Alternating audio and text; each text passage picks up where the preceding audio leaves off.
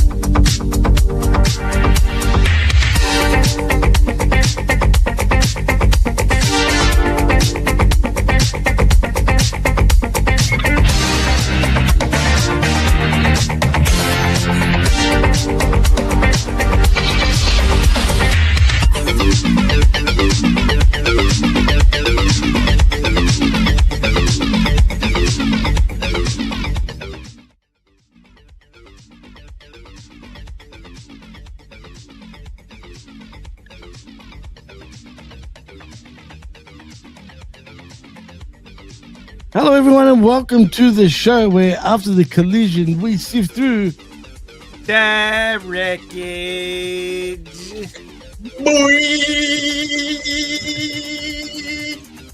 And we are live on Humming Media Group's YouTube channel and, of course, on the Patreon after the fact. I am your host, Jimmy T.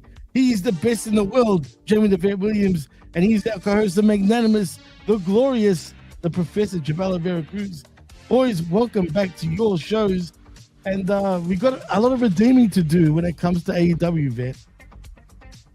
I don't know if it can be done, but they're certainly going to try, and it's going to take them the better part of an entire normal American work shift to do it, even though it's in Canada. I assume they work 8 hours a day in Canada, Professor? I don't know. Well, Chris Hambones would confirm or deny that. Maybe it's 8 hours, maybe it's 9 hours, but he's got his own business type of thing, or family business. But again, we don't know if it's an 8-hour shift. That's what I'm saying. So Chris Hambones is the only one that can confirm that one. But talk about redemption. I mean, why bust it open? Why? That platform needs some redemption. That platform needs some redemption. What's going on, Vet? You know what? There's no independent thought anymore. They're all being bought and sold. But you know what? I'll say this. If that money comes my way, that money comes to me, Vet, and Jimmy. Hell yeah. I will shield for WWE greatly. I will be the most subjective, not objective, Vet. I will be the most subjective man on this YWC, PWC platform. Because as long as the check's clear, I will do anything for WWE. The day the fairness died. Yes. Yeah, that's awesome. I would love that. If WWE contacted me to give me a job, I would love to be the person that had the shortest tenure there. I would make Eric Bischoff look like Michael Hayes with how fast I was out of there, because I'm not going to do that. I'm going to collect however many checks they're able to send to me before everything I would normally say would get me booted. Either that, or they would be so shocked by the honesty they would promote me and bring me into Stamford. It's going to be one or the other. But let me ask you a hypothetical. What's your favorite food? Good question, let's just go with pizza. WWE catering, pizza. The Vet likes pizza. I don't know. Would you stay a little bit longer for that pizza? No. We have pizza where I live. Yeah. Exactly. And plus that pizza. Also, can you imagine Connecticut pizza? Like, are you serious, bro? Well, East Coast, they're gonna import it from New York. So it's gonna come down from the city. Yeah, that's a long ass DoorDash. Anything for the Vet, WWE. Anything for the Vet. Jimmy, what's your favorite food? I mean, pizza is too, funny enough. So that's why I was like, good man. Yeah, pizza for me, definitely, man. You want some shrimp on the bottom pizza? Is that what you want? Shrimp on the bottom? I actually don't like shrimp on my pizza, funny enough. I didn't mind it until Dee put me right off it. I won't get into it and why, but put it that way, she put me right off it. I'm like, never again. Haven't had shrimp since probably about 20 years ago, maybe, or close to it. But anyway, but like I said, pizza is, very much my favorite. If it's good, it's great for me. What about you, Prof? You know what? Just get that Red Lobster menu. I love the Cheddar Bay biscuits. So if you Oh. get me with that, I'm good to go. Well, what about muffins? So though, also? so what Professor is saying is he goes to Red Lobster, orders a glass of water, and then sits there for a while, ponders over the menu for a little bit, and then decides, you know what, I'm not that hungry after all. After he's I'm very hungry. Basket after basket of biscuits that have been complimentarily delivered to the table. You know what's funny? Even though we're laughing about this, Reflectionites, if you all haven't heard, WWE Radio is doing this damn thing. Nick, didn't I tell you Nick Khan is a shrewd motherfucker? He's the only executive that is worth his bonuses. He's making these deals that we haven't even. There's deals upon deals we don't even know about, and then this just props up. And the thing I like, Jimmy, you could come in this too, but the discourse with the IWC is like. This is like Paul Orndorff betraying Hulk Hogan. This is like the mega powers exploding. I'm just trying to give the analogies for the Reflectionites. It's like, my God, we've lost everything because Dave LaGreca accepted a fucking contract with WWE Radio. And I'm like, you know what? I never really I listened to tidbits of Busted Open. I don't listen to it every day for 2 or 3 hours a day. I mean, I can't listen to WWE news for that much, let alone. But I'm just saying, but people are acting like, where are we going to get our independent thought? Newsflash, reflection. You have not gotten independent thought from the dirt sheets. Did you get independent thought from Ibu, from Self-Made? Did you get independent thought from Brian Alvarez and Dave Meltzer? Did you get independent thought from Mike Johnson? The only independent thing you ever got was the dirt sheet news of itself. Everybody gave you an opinion. That's what it is. Even the Wreckage, we give you an opinion. Even though I'm the most objective. See, the checks haven't cleared. Or is it subjective now? No. The checks haven't cleared. I'm still the most objective man, but I still have opinions of where I sway here or there. But I try to stay as objective as possible. I'm Bill Alfonso, Daddy. I'm right down the middle. Where's the whistle? But it is. But Jimmy, we all have our opinions. You have your favorites. Vet has his favorites. He has the way he wants to see wrestling. We all have our ways. Even in the Wreckage archives reflection, how many nights? Me and Vet disagree. I want Brodito to turn on each other. Vet doesn't like that. That's great fodder. That's great. That's opinions right there. And that's what makes a great show. If you have two dissenting opinions, then you have actually a balanced show. But if you have people who agree on certain things, like, oh, I'm pro AEW and the way it goes, or I'm pro WWE and the way it goes, what kind of entertainment are you getting? You're not getting entertainment. You're getting cheerleading. It's not the same thing. Yeah, absolutely. Well, also, I'd like to point out something just in case anybody wasn't aware. Busted Open has been bought and paid for years. Exactly, the workers that work there. All that has happened here is that Sirius has made, as the professor pointed out, a business deal with WWE. But WWE has already had their iron grip on Busted Open. Do you know? I don't expect anybody to really know this because people like me watch shows like NXT, so you don't have to. But when there's NXT PLEs, Dave LaGreca is fucking on those. Mm-hmm. Like he's sitting there on them. Same thing with Impact. Like when TNA would have things, they would do like a little pseudo panel because Tommy Dreamer and Dave LaGreca would be there. And, now that Tommy Dreamer's out, they won't need to bring Dave LaGreca in, but Dave LaGreca is still going to show up on, him and Bully would go on the NXT pre-shows and stuff and do like the warm-up thing like you would see, Big E doing for WWE PLEs. So it's not like anything has really changed. This is they've already just known what side their bread was buttered on. And this doesn't really actually change anything except for some people could take a hike like Thunder Rosa, like that because, and that's only the pettiness of she works for the rival company. Right. They could keep her if they wanted to, but there's a nickel and dime game with the pettiness that's going on between WWE. It's mostly from WWE side. With every little way they could stick it to, like, what was the show, Professor, that was announced, the AAA show that was just announced to run across from All Out Chicago, or All In, whichever, all Out, right? Yeah. Was it? So just so coincidentally, in the suburbs of Chicago, we're gonna have a AAA show. Really we are. Is that so? Interesting. And the reason that it's a AAA show and not a WWE show is because the WWE will serve up AAA to get their ass kicked by AEW in any metric that you want to see, because nobody gives a fuck about AAA. I'm sorry. They don't care about AEW either, but they care more. You know the match that's going to happen. Wait, you know the match is going to happen. Champion versus champion, Dirty Dom, AAA Mega Champion against the WWE Undisputed Champion, CM Punk. It's going to clash. We got a dream. Not going to happen. It's absolutely not going to happen. Oh, my God. If they did that, my God. No.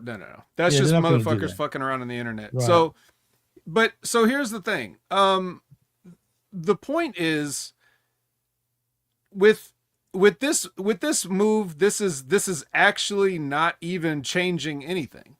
It's just, this is just Busted Open is going to continue to be a completely useless way to kill several hours, like if you have a commute to work or something like that. You know, when in reality, nobody should want to listen to anything those people have to say. You know, with the possible exception of Mark Henry, I'm not interested in any of their opinions, especially not Dave LaGreca. And he's going to be the one that's on every show. You know, the other ones would have cycled in and out, but none of them had anything interesting to say.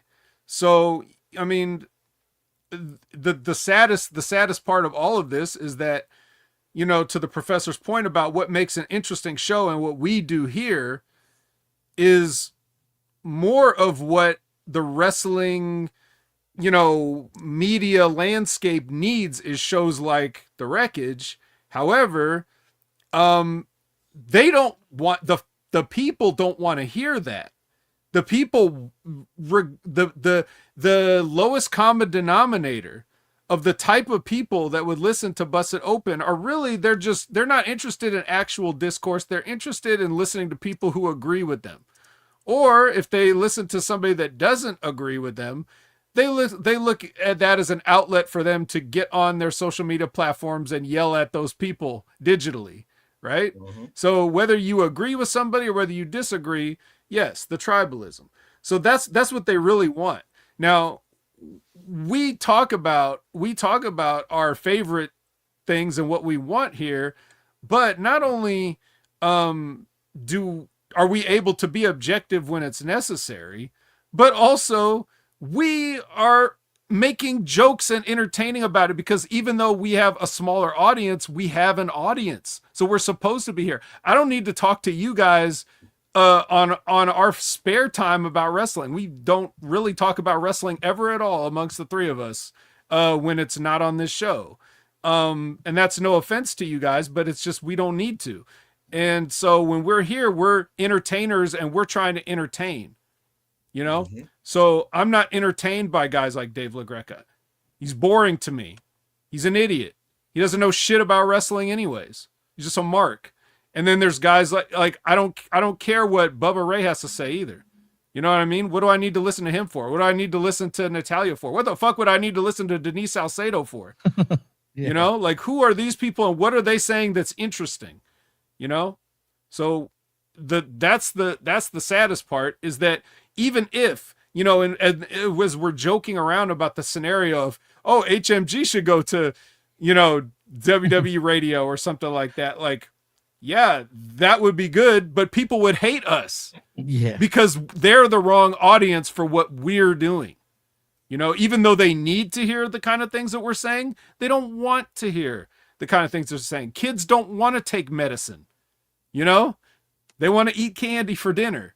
They don't want medicine. They don't want things that are healthy and good for them. So that's kind of the saddest situation about what we do on a daily, weekly, whatever basis, is we have the best content and we have the smallest audience, because the vast majority of people would be better served to listen to the things that we have to say, and they would be more entertained in the long run. But they just wouldn't be able to get. I remember, I can't tell you how many times, Jimmy and Professor, that somebody has come in as like a first time viewer, and like their first comments are just to argue with something that somebody is saying. And it's like, did you not even give us a chance? You don't even know our shtick yet. You don't even know our gimmicks. You don't know we have running gags. You know, we have ongoing in jokes and things like that. And you're just, if I say one thing about a wrestler that you don't like in a comedic fashion to be entertaining, and then you're going to get serious and try to defend this wrestler and act like I don't know what I'm talking about. And you just got here. That's the kind of audience that Busted Open has. Exactly. So fuck them. Well put, Vet. That was great, actually. That was very well put. And sorry, I took up a quarter of the show already. No, not at all, man. Jimmy, that's the only news. It's like, what is WWE radio going to turn into? Because I was just going to ask that. I was going to ask you that right now. I think, like, what I could see, I think you need a lineup, because besides Busted Open, what else are you going to put? Maybe you got to put the Cody Rhodes podcast. Yeah, it's Stephanie's. They're just gonna move. They're gonna move the stuff over. Yeah. They've been independently, but they're just gonna broadcast on Sirius. Yeah, so you're gonna just have that umbrella of podcasting. So this way, WWE can just congest all that channel from Sirius, and then maybe they'll do some pre-show PLEs or something like that. So they said that we're gonna do that. They were actually planning on doing the broadcast. Radio broadcast. Right, we're gonna have guys. Did you know? We're going to have Booker T and who was it? Corey Graves call a SummerSlam for us. Ooh. That's interesting, at least. That is interesting. That's definitely going to be better than Michael Cole's call for sure. Booker T unfiltered on radio. He don't have to worry about anything. But well, let's be fair here. They did WWE radio many moons ago. They did this in 93 and 94. Jim Ross broadcasted Royal Rumble 94. But again, they just had that one dynamic, and they probably were just ahead of their times. Now they have the vehicles that they need. They have the podcasting, they have the streaming. So, this is a better opportunity. You can't fault them for that. So I would see that's the only interest I have, Vet, honestly. But again, it's still chilly. It's still cheerleading. We know it's going to be so pro WWE. So, again, Dave LaGreca said, and we all know it's fake, I'm not going to change nothing about Busted Open. Nothing's going to change. Well, the first thing that changed was Thunder Rosa can't offer her services to Busted Open because, like Vet said, she works for the competitor. Can't do it. So the only thing you got is. What he meant to say, Professor, was that I will not stop gargling Cody Rhodes's balls. There you go. 100%. 100%. Well, Dave LaGreca's got to replace Thunder Rosa with Raquel Rodriguez. Mark my words. Oh God, Jesus Christ. Well, yeah, screw Busted Open anyway. I don't. Sometimes I'll listen to it here and there, but I haven't in over 2 years at this point. See WWE. Jimmy says screw Busted Open. Give him that money. Watch him say, "Yeah, give me that money. Give us that money." I'll be subjective, no problem. Shit. I won't even say it here, but there's another thing to that. But anyway, let's get into other news though, shall we? Whatever happens with WWE Radio, good luck to them. I'm sure people will tune in anyway. What's your story, Jimmy?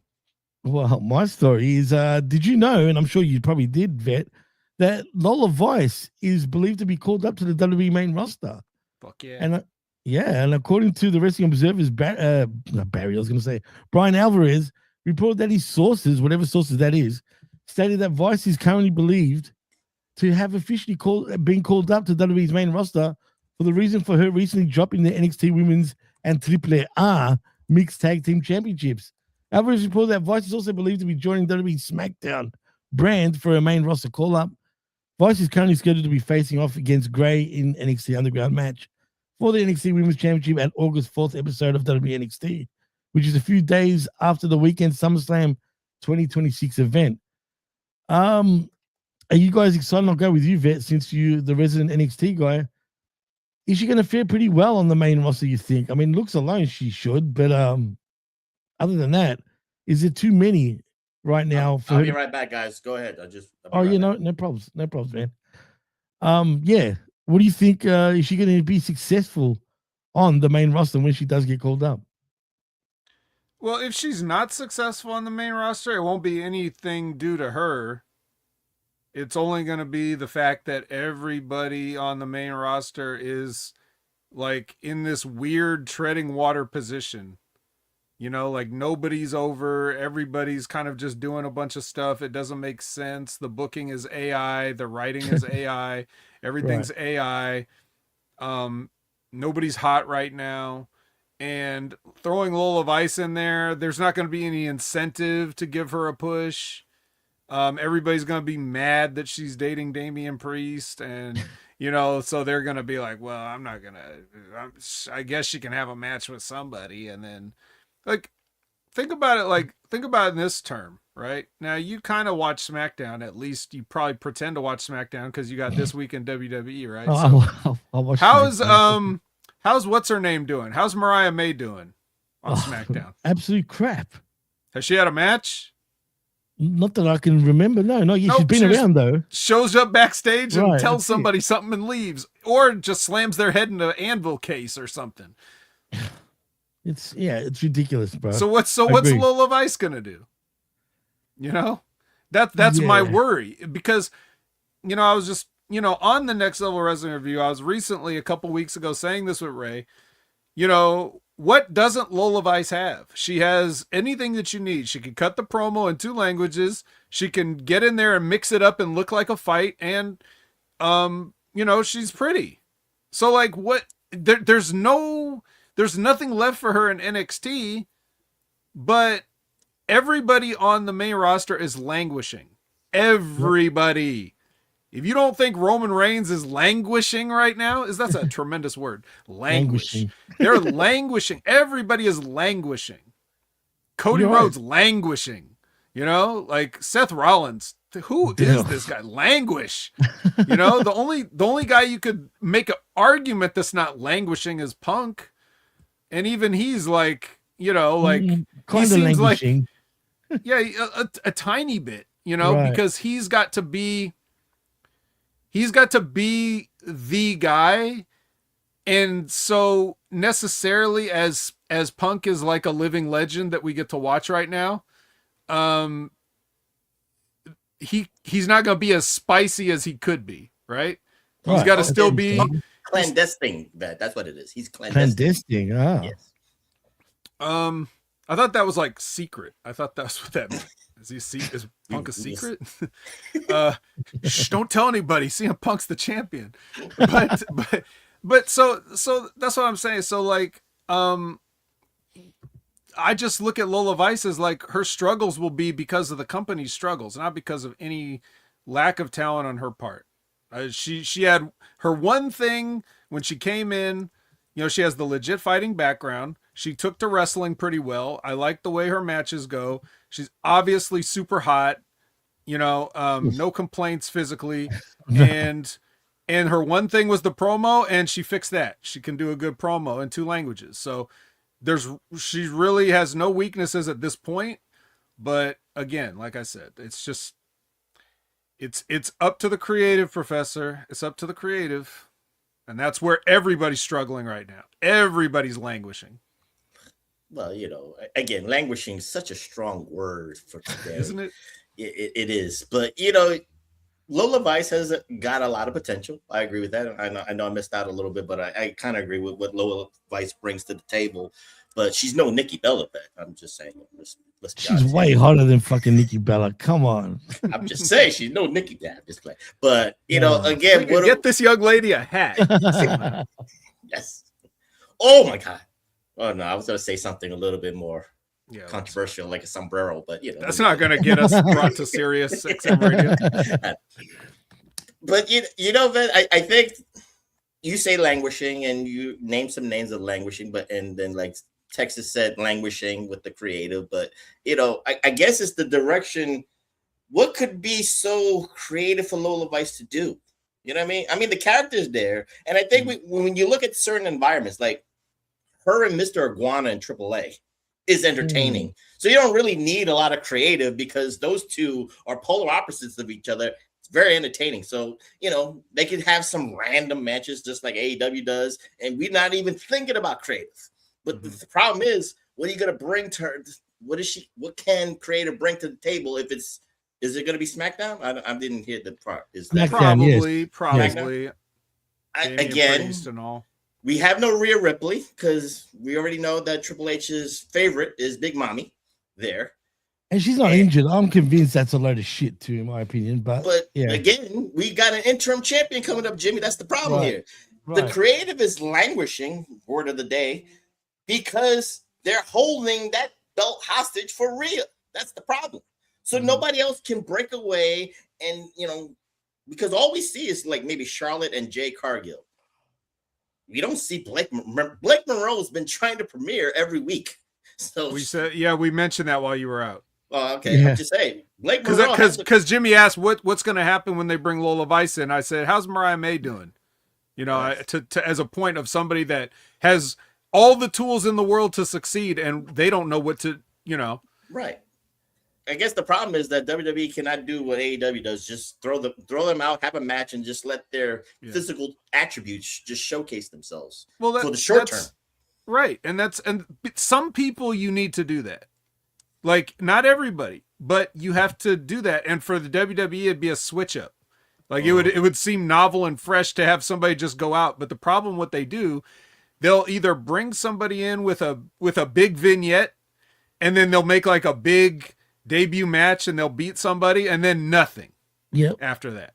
Or they'll jump somebody and the announcers will say, oh, that's so-and-so, and just, it's the same formula. They never just have somebody like, to do the opposite of where you, instead of having a big debut, you have like the humble debut, where, perhaps somebody already in the ring, with the whole raising the hand, and all this is just come back for commercial and Lola Vice. And then you could have her in there with Alexa Bliss, and everybody's going to assume Alexa Bliss goes over, and then she knocks Alexa Bliss the fuck out. And then people are like, whoa. And then she just leaves, and then that's it. And then it's like, now you're starting to train the people like, wow, I don't know who this mysterious, beautiful woman is, but I like her. She can go. She gets a credible win. And then, a quick interview or something, and she says something short, and then you go like that. But the problem is they like to, like I said, either do nothing or shove somebody down the throat. Like, so you got that would have been another guy to be like, because they wanted Braun Breaker to be they wanted him to be something big, but in NXT, they Roman Reigns'd him. So they made it so obvious that he was the chosen one that the people turned on him. So then they had to turn him heel. And then they just beat him a bunch of times. They sent Dolph Ziggler down to beat him, which he never beats anybody. And then so he's got to beat Braun Breaker. Then they call him up, and they don't know, you want to like him because he's a Steiner, but he won't call himself a Steiner. But he's kind of cool because he runs really fast, but he's a heel, and he's always hanging out with heels and being a dick. And then they put him against other heels, or then they put him with baby faces, and they just don't know who Braun is at this point. And everybody's confused. That's what we'll put him in a tag team with another big guy named Braun, and they're the Brawns. Like they just don't. This is the kind of stuff, like, everybody seems to agree. I'm just using him as an example because he was a guy that people always, from Jim Cornette to anybody else, is like, well, this guy's obviously money. He's the future of wrestling and whatever. And WWE is either purposely sabotaging it, or they legitimately don't know how to book him.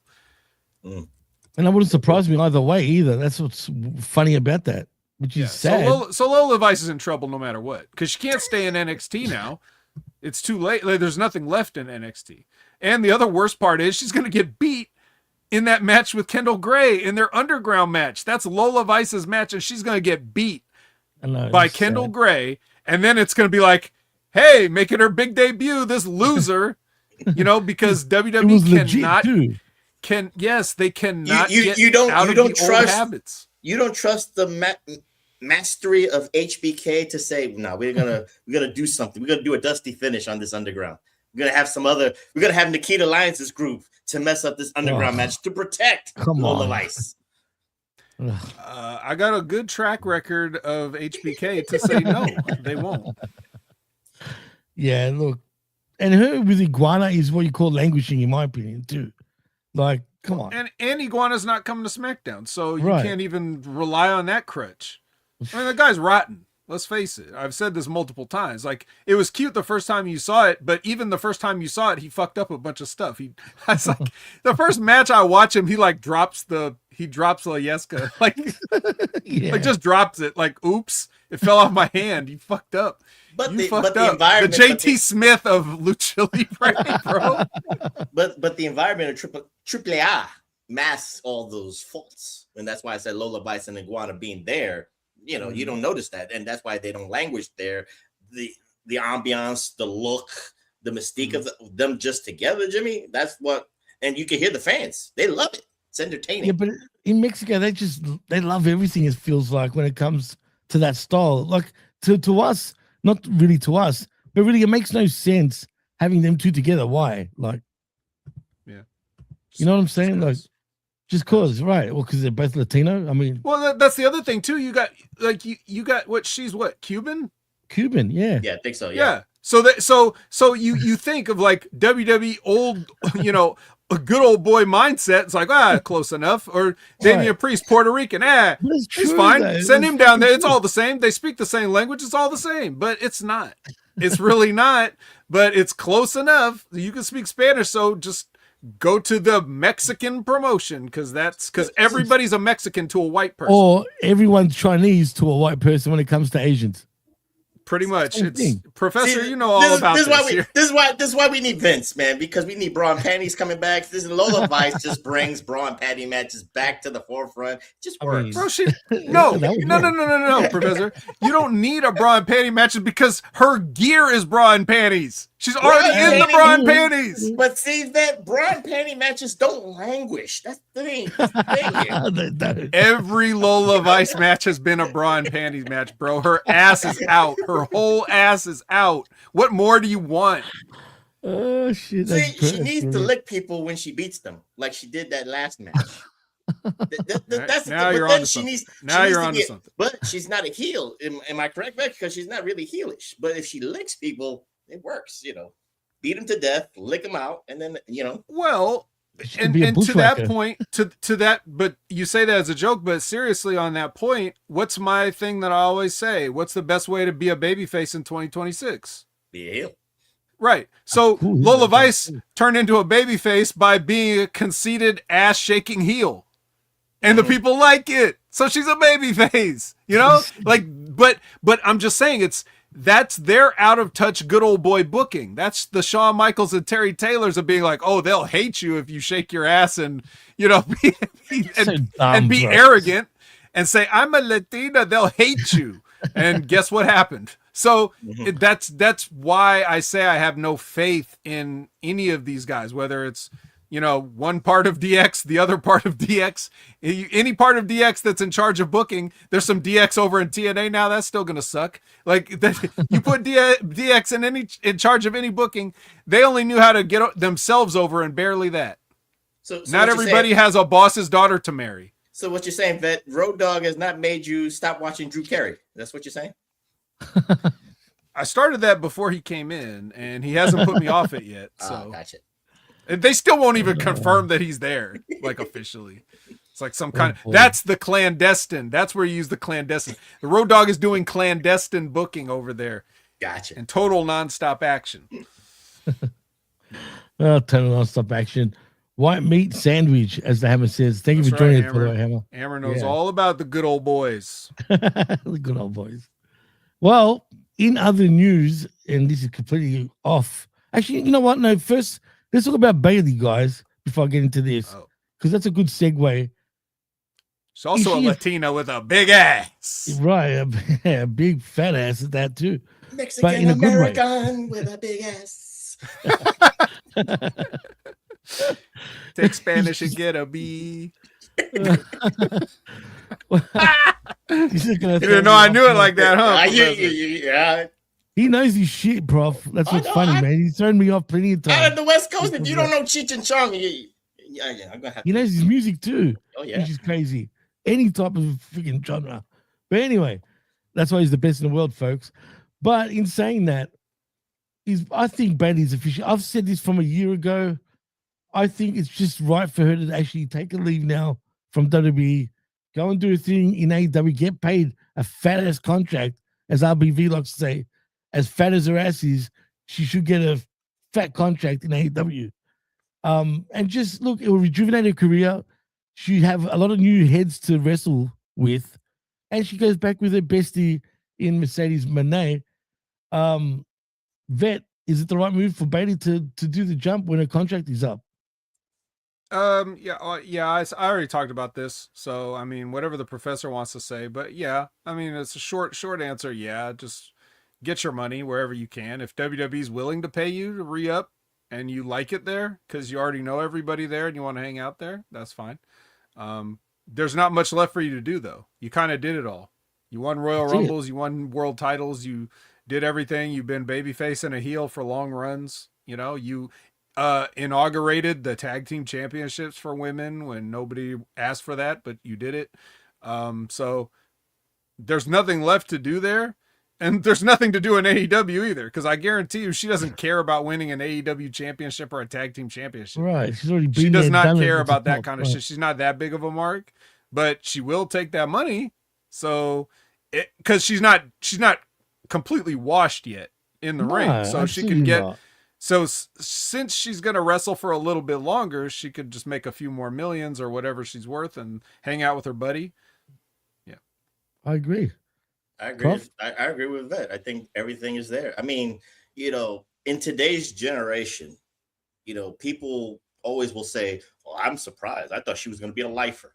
She's been there. I think she's been in the WWE system since 2013, 2014. She's had a 12-year run. Everything Vet just said is a great 12-year run, multiple time, you know, for the Mark stats, multiple time champion, inaugurated the women's tag team championships. I think she's got a wrestling school out in the literally nothing left. There's nothing left. So go to AEW, get that money, hang out with your bestie Mercedes, do all and because she has that wrestling school, Jimmy, think about this. And AEW doesn't really tour as much as WWE to that extent. She could do certain things in AEW. Maybe she could go to New Japan, live out that kind of Mark dream for herself. I can see that with her. You know, do the stardom, do that stardom thing with Mercedes. They could be a tag team, dude. Stardom tag team champions. I can just see it right now. Well, what's Bailey's real name? I forget her name. Pamela Martinez. Yeah, Pam. Right. Pamela Martinez and Mercedes Fernando, the Stardom tag team champions. Sounds good. I can't wait for Excalibur, like in 2027. Oh my God, it's Pamela Martinez. She's a Latina.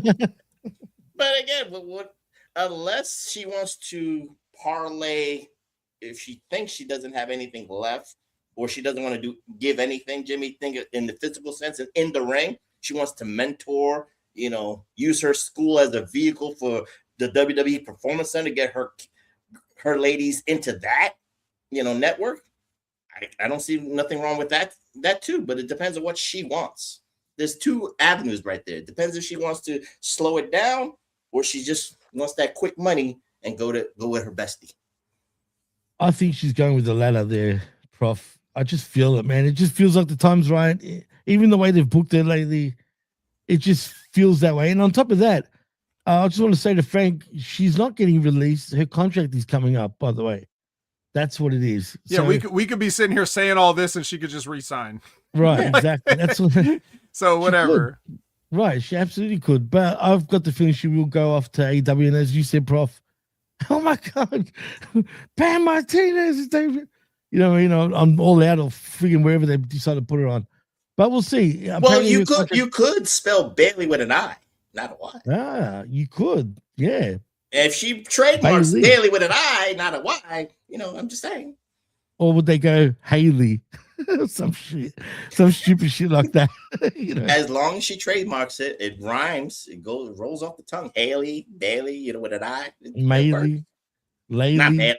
That's a little bit too old school. That's like Mom's Mabley. Yo, no, absolutely not. Right.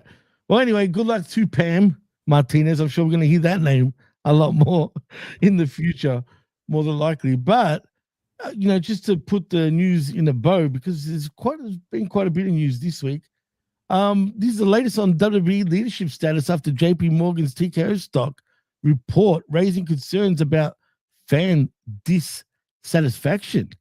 So JP Morgan recently released a new report about their analysis, slightly downgrading the expectations for WWE's parent company TKO Group's upcoming 2026 second fiscal quarter report release and announcement on August 3rd.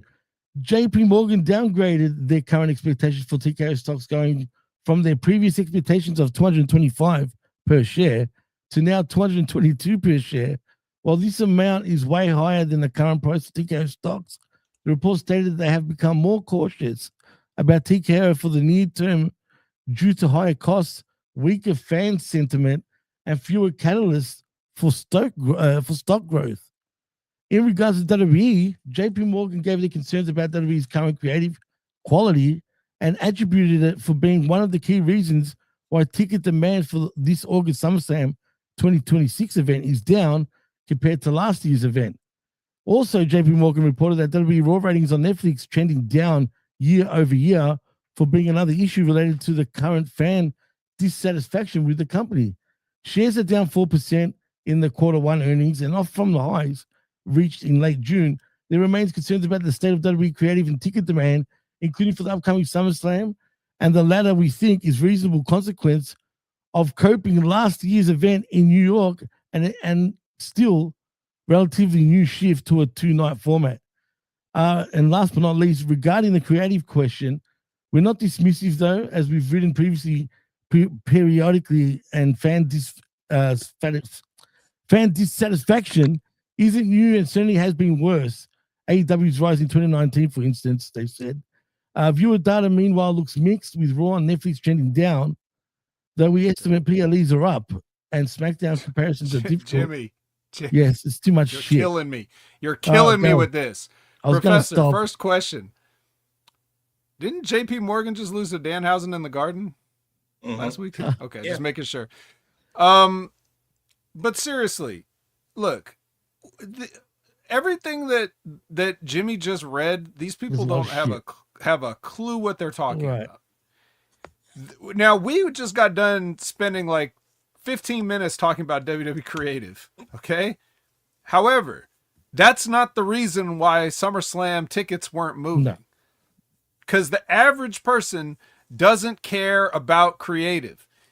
So the only people that complain about creative are that 9% or whatever it is that are the IWC that just get on there and bitch about shit that they wasn't going to SummerSlam anyways.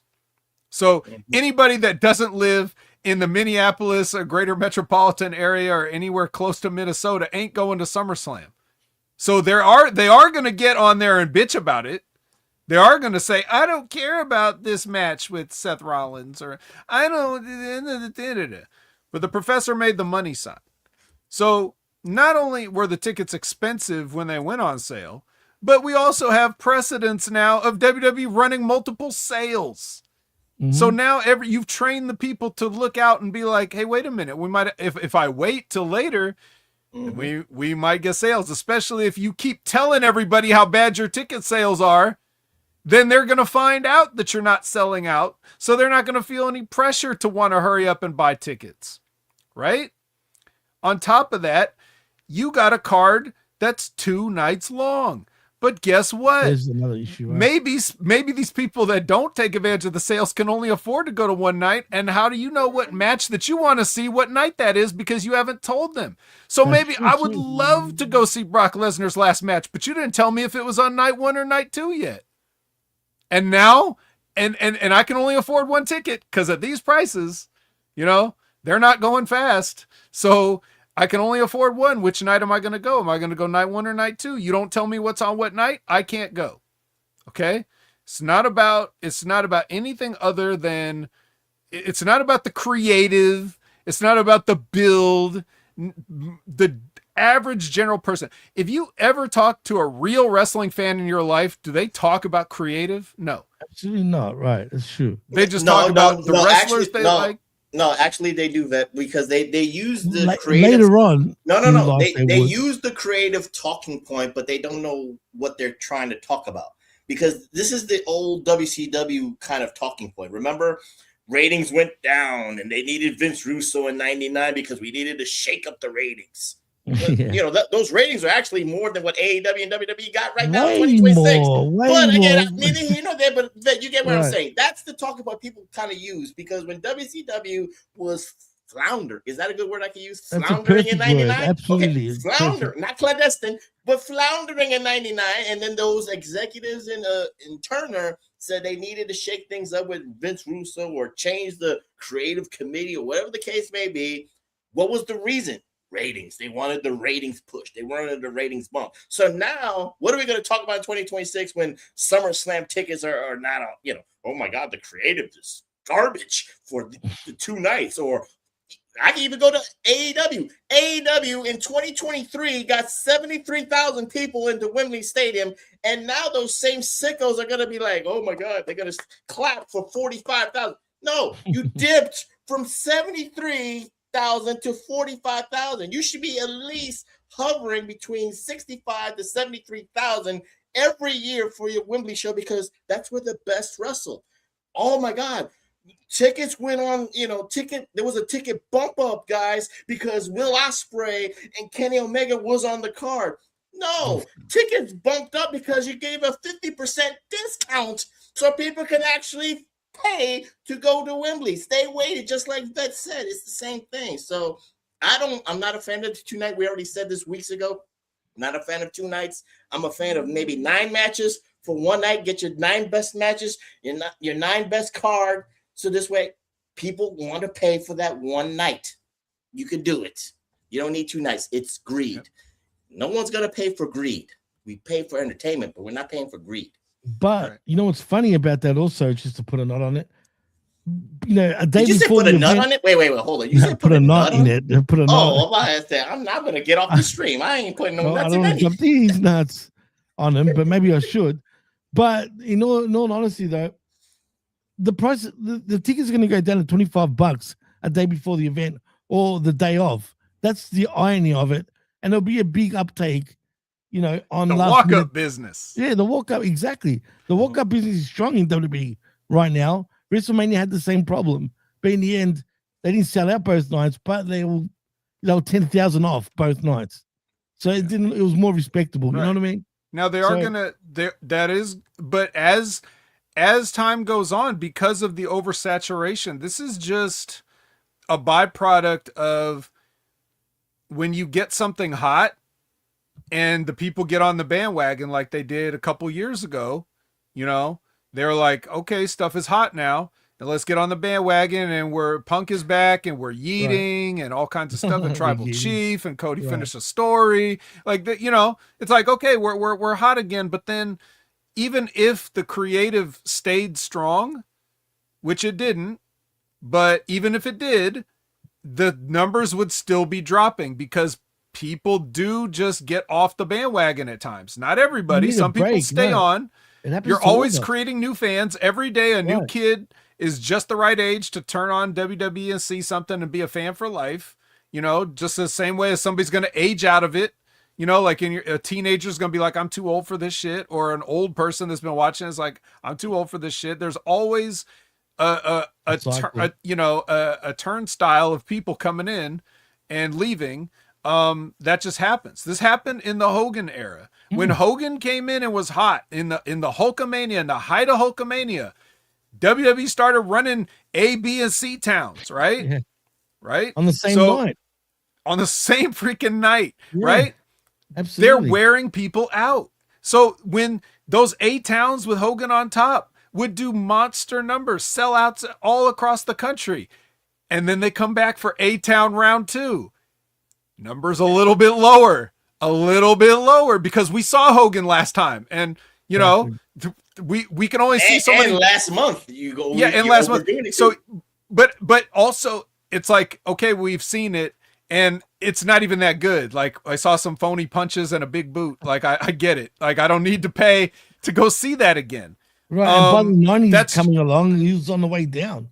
Yeah, that's just human nature. Like stuff does cool off. So you got to constantly now I'm not making excuses because we talk about how their creative is is not the strongest it's been. But what I'm telling you is that SummerSlam's ticket sale problems, that's like 4th or 5th down on the list. If that, it could be even deeper on the list. The creative is not, those people aren't looking at it in those terms. They have matches that they have good matches that people want to see as much as they'd want to see any other match at any other time.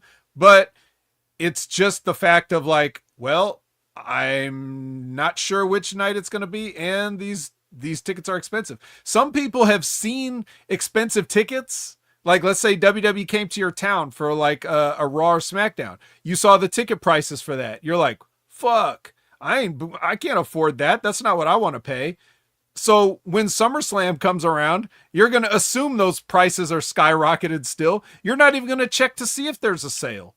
True. So they're going to lose sales on the sales they run because people who just assume that there won't be sales. You know, there's much, much more to this than Triple H sucks. That's all I'm saying. Television control as well, for the most part. And yeah, I agree. I think Triple H unfairly gets a lot of shtick because of who he says he is and blah, blah, blah. But it's 100%. It's not all on him. And listen, homeboy, if you were listening instead of typing, you would have heard what I said. He was the selling point in the 80s. And then he came back around the next time and there were less people. It's documented. Exactly. People documented this. Hollywood. Once he turned into Hollywood. So I'm saying, all I'm saying was, yeah, he's the selling point. And once you saw it, you didn't go back for a second bite, or less people went back for a second bite. 84 to 87, high. 88, extremely high. 88 and on, down, because it wasn't the same. But 88, 89 was still pretty high. But no, I'm not even talking about that. I'm talking about literally. Let's just say, for example, they ran Chicago. Okay, they ran a show, a house show in Chicago. Hogan, right? Hogan on top. Boom. He wrestled, whoever. I don't know, Killer Khan. Whatever, he wrestled Killer Khan. The next time they came to Chicago, 6 months later, you're gonna have like a couple thousand less tickets than you had last time because they saw it. Right, I'm just saying, like that just happens. It happened to WrestleMania. You ran Las Vegas twice in a row. I'm just saying, but it's like no. Yeah, and then after 3 years of seeing it, yes, definitely the business is gonna go down. But even from one show to another, the business went down. Mm-hmm. Like homeboy, it's documented, like you said, man. You just look it up. Yeah, it's not a question of disagreeing. Right. That's like 2 + 2 is 4. I disagree. Yeah, it doesn't matter if you disagree. Yeah. Right, because the fact is, it's 4. New math is 5. No, really, look it up, homeboy, man. We're not just saying that to be whatever. It's true. But anyway, let's get one more thing. I guess Sammy Guevara getting released. Who cares, right? Apparently, he got released. Apparently, yeah. Him and Tay Mello are done. They asked for their release. They haven't got it just. Did they yet. ask for it? Are you sure about that? Well, Ty Mello asked for her release months ago. Yeah, she got denied. Okay, I didn't know that. Sammy, the thing about the Sammy thing is kind of like it's a little bit dirty, Vet. So don't quote me on this, but he took his AEW stuff off his Twitter. That's a big sign that he wants. Why would he do that? You reckon he's protesting? Maybe. Who knows? I'm just saying. But the best way to protest or be passive aggressive is to take your AEW stuff off your Twitter, and then that's big news. So just wait. And people started talking about it. You're right. Let's just wait. Well, interesting, but at the same time, who cares? I can see me ending up in WWE if that's the case. No, NXT needs a savior. Yeah. NXT needs a savior. The God. No. I know we think he's that bad, but I can see he's going to be still getting Sammy Guevara is a completely useless entity in the wrestling business. There was a time when he was young. Right. There's a pill, I remember. Remember he was wearing a panda hat? That got over. Oh, I hated that version. So yeah, so there was that time, and now he's the same useless guy that does stupid shit and hurts people in the ring.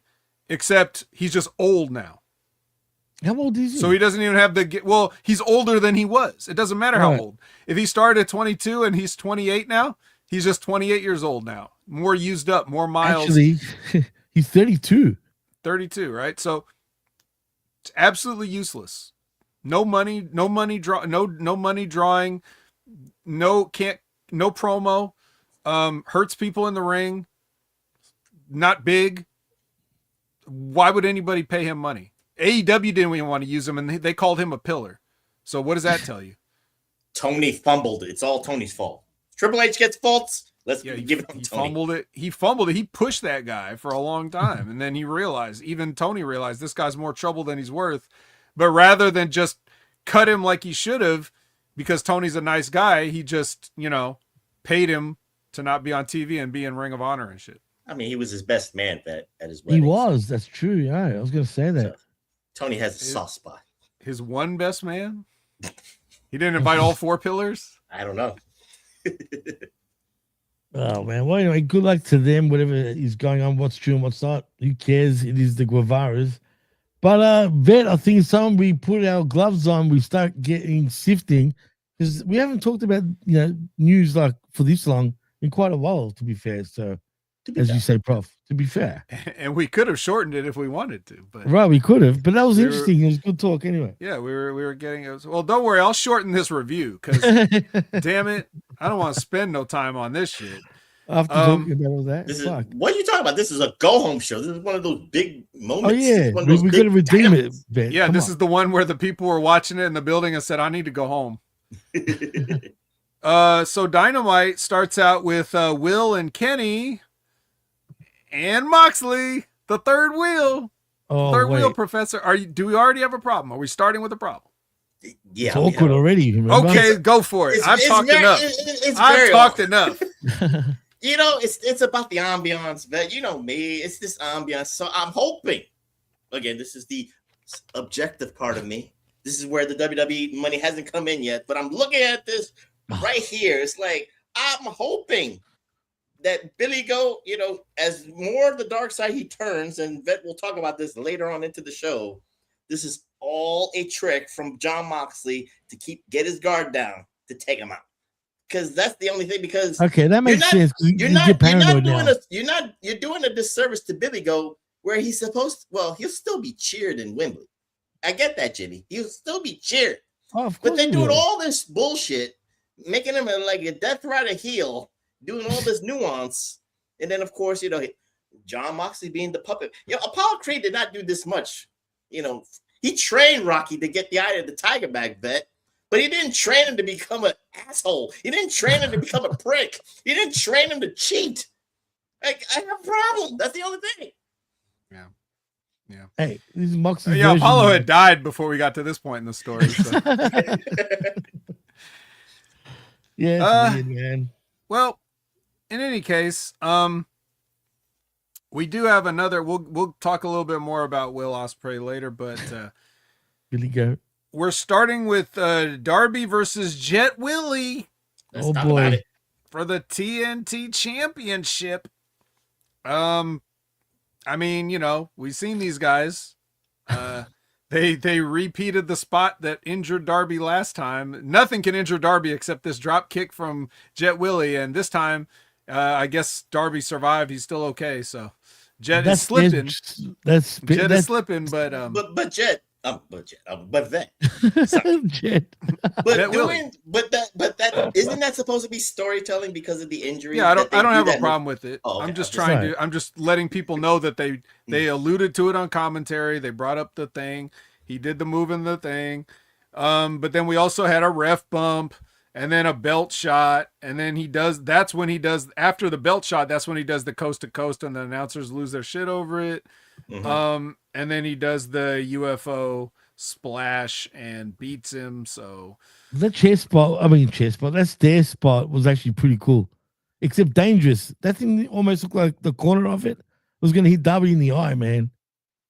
Yeah, it's the man's crazy. We all know that. It's nuts, absolutely nuts. But you know what? The match, it is what it is.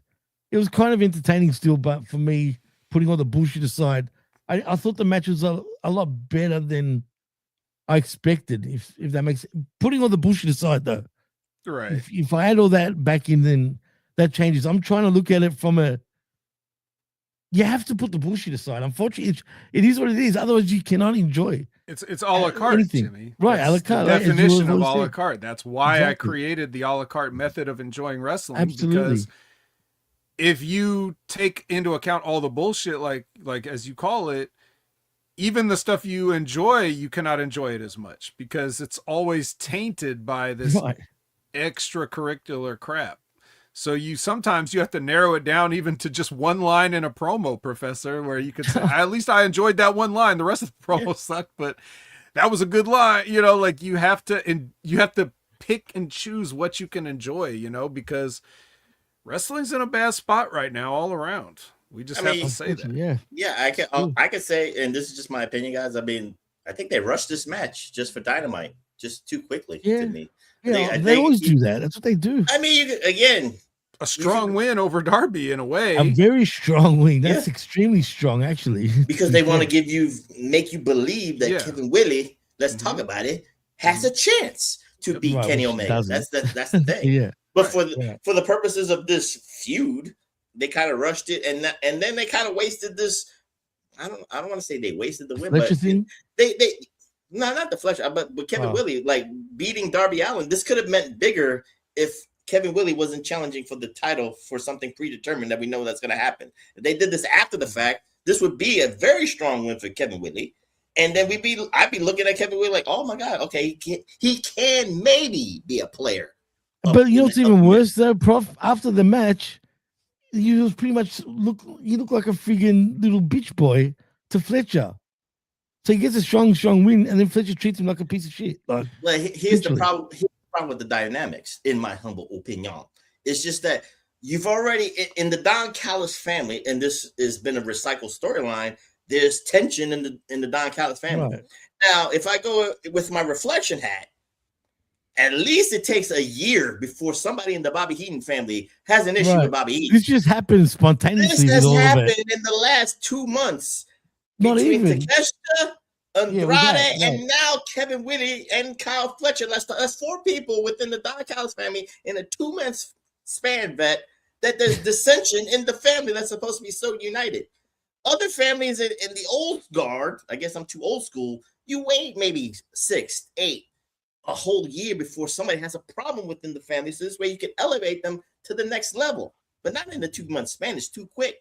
But maybe we're in that microwave world that you need something quick to be entertaining. But forget the 2-month span. After that, after the Takeshita Okada thing, they went quick into everything else. Like with Fletcher and Okada, now you know Trick Willie and friggin' or Jet Willie and Fletcher. Like suddenly it's all mayhem. Well, AEW only does the matches. Technically, that's not creative. That's right. True. Sorry, Vet. There's a lot we could say a lot about this, but the truth is like, if that's where we're at, if we're saying that there's dissension too fast in the family, that's the nittiest of picks, because in real life, it doesn't take but a moment, you know, for shit to go like snowballing downhill like crazy. And some of this dissension has been teased. Like they start the dissension, right? Think about the Okada and Takeshita stuff. They started that a long time ago, but then it kept going for a while and not doing anything with it.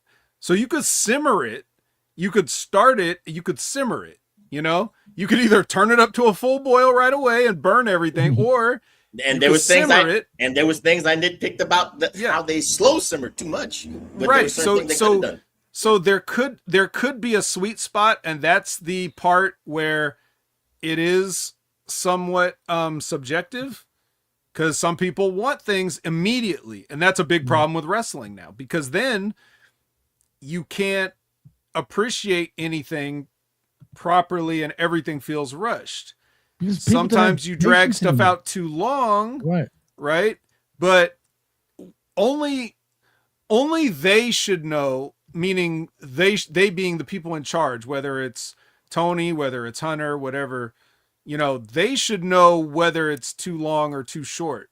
And there could be other reasons that make them make that decision, like they got to pull the trigger sooner or whatever. But as far as this goes, like, you know, if you have a heel stable, I don't think any of them should get along. None of these people have anything in common other than Don Callis is the manager. Right. So the Jets' whole purpose of joining this thing was just like he thought that would be some significant backup so that he could take shortcuts, right? So he made that clear going in on day one. So if he's at odds with Kyle Fletcher and everything, that would make sense. Right. So we just have to see, as Jimmy would ask, where are we going with this? Where we go. But, you know, the real answer, as always with me, is who cares? You know, so don't worry about it right now. Just worry about when they actually do decide to pull their triggers. Did they miss or did they hit? Right. Don't worry about where they're aiming right now. I can always hindsight saying that Kevin Willis should have been with the Hurt Syndicate and probably would have better stories. Oh god! Oh, I forgot all about them. You know that because he's black, right? Just of course, black guys. Of course. So, but anyway, yeah. So he wins this match, and now what the match accomplishes, like I said, the kind of the strong win, and also they protect Darby with it because they, you know, he totally fucked Darby over to win this, so Darby's protected in that, and Darby loses a lot. You know, because of, you know, and it's believable because of his size and his style. Like, of course, this guy wouldn't win a lot. He would get beat half the time at least. So yeah, he's kind of Teflon. Yeah, Doesn't so get hurt at all. it's fine. But yeah, so like afterwards, after Jet gets his big win here, Renee comes to the ring with the whole Don Callis family's in there. You see all these guys. And Mark Davis is actually allowed to speak in this one. Like, he actually says something here. Yeah, I've never heard him talk before in my life. You know that? Yeah. That was the first time. I think he said about this many words combined up till now in his whole career. I closed my eyes, guys, and when Mark Davis spoke, I said, is that Ric Flair or Mark Davis? I didn't understand what he said. I was just waiting for woo. And if I got a woo, I was like, oh, my God. It's hard to hold these Gators down. So Jet Willie then talks about it. And then nice. Kyle Fletcher bans everyone. He's like, you know what? I don't need anybody's help. You're all banned. he's making banning decisions like for, you know, like that this is a Jon Moxley Continental title match. He's saying everybody's banned for ringside for my matches because I'm Kyle Fletcher. Say my full name. And then we get Proto-Kata versus Brodito. You know, yada, yada, yada. I'll say, I wrote down here.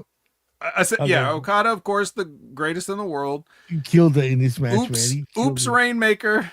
I'm sorry. And then oops, 21 Plex. Yeah. And, yeah.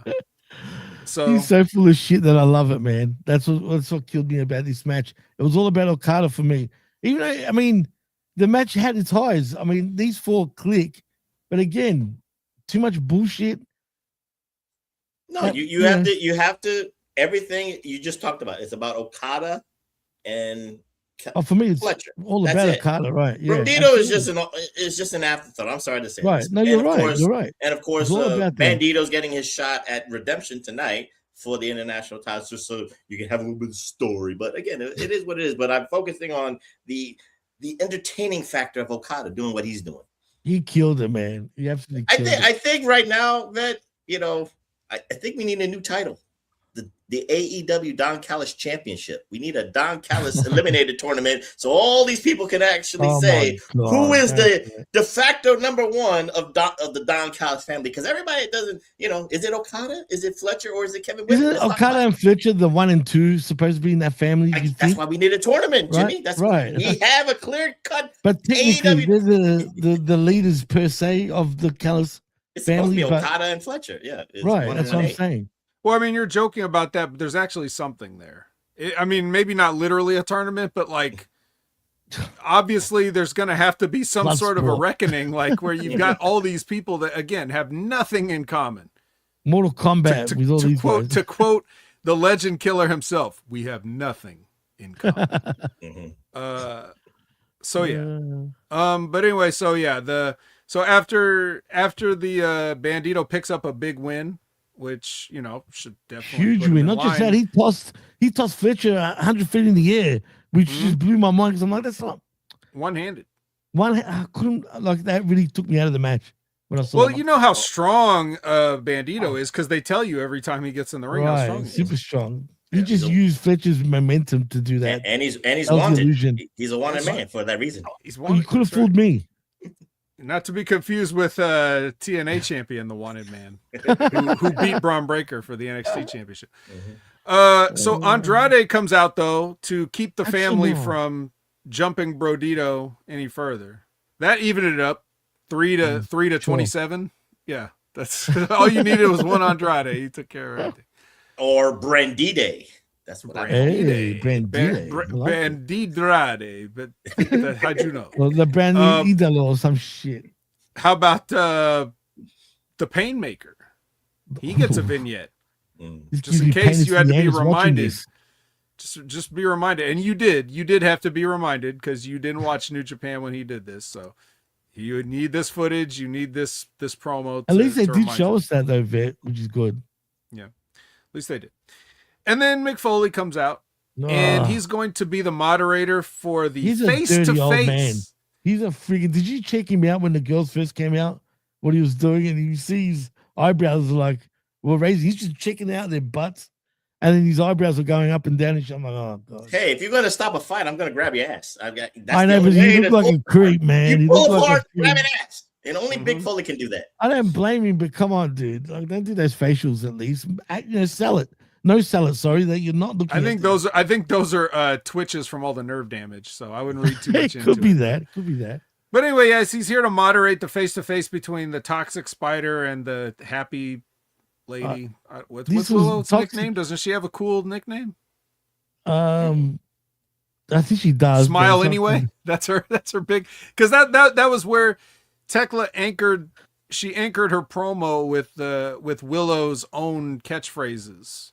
You know, she started talking about smile anyway. I think your smile is bullshit and all this other stuff and just all this stuff. And then Willow tried to do the same thing back at her by calling her a bitch and all this shit. She's like, what? It didn't really work. But Tekla's the one that killed this promo again for me, not Willow. Willow looks bad in this for me, in my opinion, anyway. Yeah, well, but this is Tekla 2 belts, right? That's right. So she's going to do 2 strikes on Willow. So slap and a punch, and Mick Foley's like, I like how she's like hiding behind Mick and stuff like that before she gets a cheap shot. But they do eventually get into the ring, and then Tekla gets 1 pounce, and now Willow's standing tall. So I don't know. I like Tekla. She's growing on me now. I used to hate her, man, but now I'm starting to like her. For some reason, I think. Oh my God, Jimmy! You know what's happening? She's being such a good heel that she's turning into a baby face for you. No. I just like she's cool. See, there's a problem. It's cool heel, right? Cool heel, yeah. She's a fucking cool heel. But she's not even trying to be cool. She's trying to be. She's trying. She's doing it right. But you see, this is the ambiance effect, right? Where this is what I'm saying of how the surrounding material taints the a la carte selection. Like we're trying to enjoy a heel being a heel, but because everything else on the show is so fake and phony, you're just commending her for doing a good job in her part rather than believing who she is. And that's where everybody struggles with being a heel. It's hard to be a hated heel. And it gets to the point where when people are actually doing it, people don't even realize it, like with Ricochet, for example. We've almost lost investment of the good person or the baby face. Yeah, it's getting that way for sure. Because they don't know how to they don't know how to make somebody virtuous without being lame. You know? Like nobody you're a comic book fan, right, Professor? To a degree, yeah. Okay. So Steve Rogers. Does anybody boo Steve Rogers? No, because he's Captain America. He's cool. Why? Because he shows up, he does what's right, and he kicks some fucking ass, right? He kicks some ass. But they can't, but he's a white bread to a degree that is relatable to everybody, right? You're looking at him as like, well, that's what we want America to be. Plus, America's not this guy, but it's supposed to be this guy. So the ideals are there, but every time the WWE tries to have a baby face or AEW tries to have a baby face, they usually have some corny bullshit that they're trying to say. You know, they had Roman Reigns saying "suffer and succotash" and Jack and the Beanstalk and all this stuff, right? So it's just, you know, people don't know what a real, like, how to be cool and a role model now. So that's where it struggles. So the heels just end up being entertaining by virtue of the fact that you told us this is all phony. Mm-hmm. Now, we get a package on Maya World and Hikaru Shida. I don't think we need to say much more about that. Then we have Jay White versus Clark Connors. Now, I would like to say, you know, a la carte, I'm enjoying Jay White in a singles wrestling match on television here. But did you enjoy his pants? Yeah, I'm not a fan of these these new flared bottom pants. Like, he normally tucks his stuff into the boots. And having the pants style, like, that just doesn't work for me. So yeah, I enjoyed this for what it was, but I actually didn't like the kind of the spot on the show, like, as far as the length of the match. And dude, Connors was like a beast in this match. Well, he used to be called the White Rhino, Jimmy. Well, there you go. It's true. He was the White Rhino. But it doesn't matter. He's a short he shouldn't. This was ridiculous. He was a short Rhino.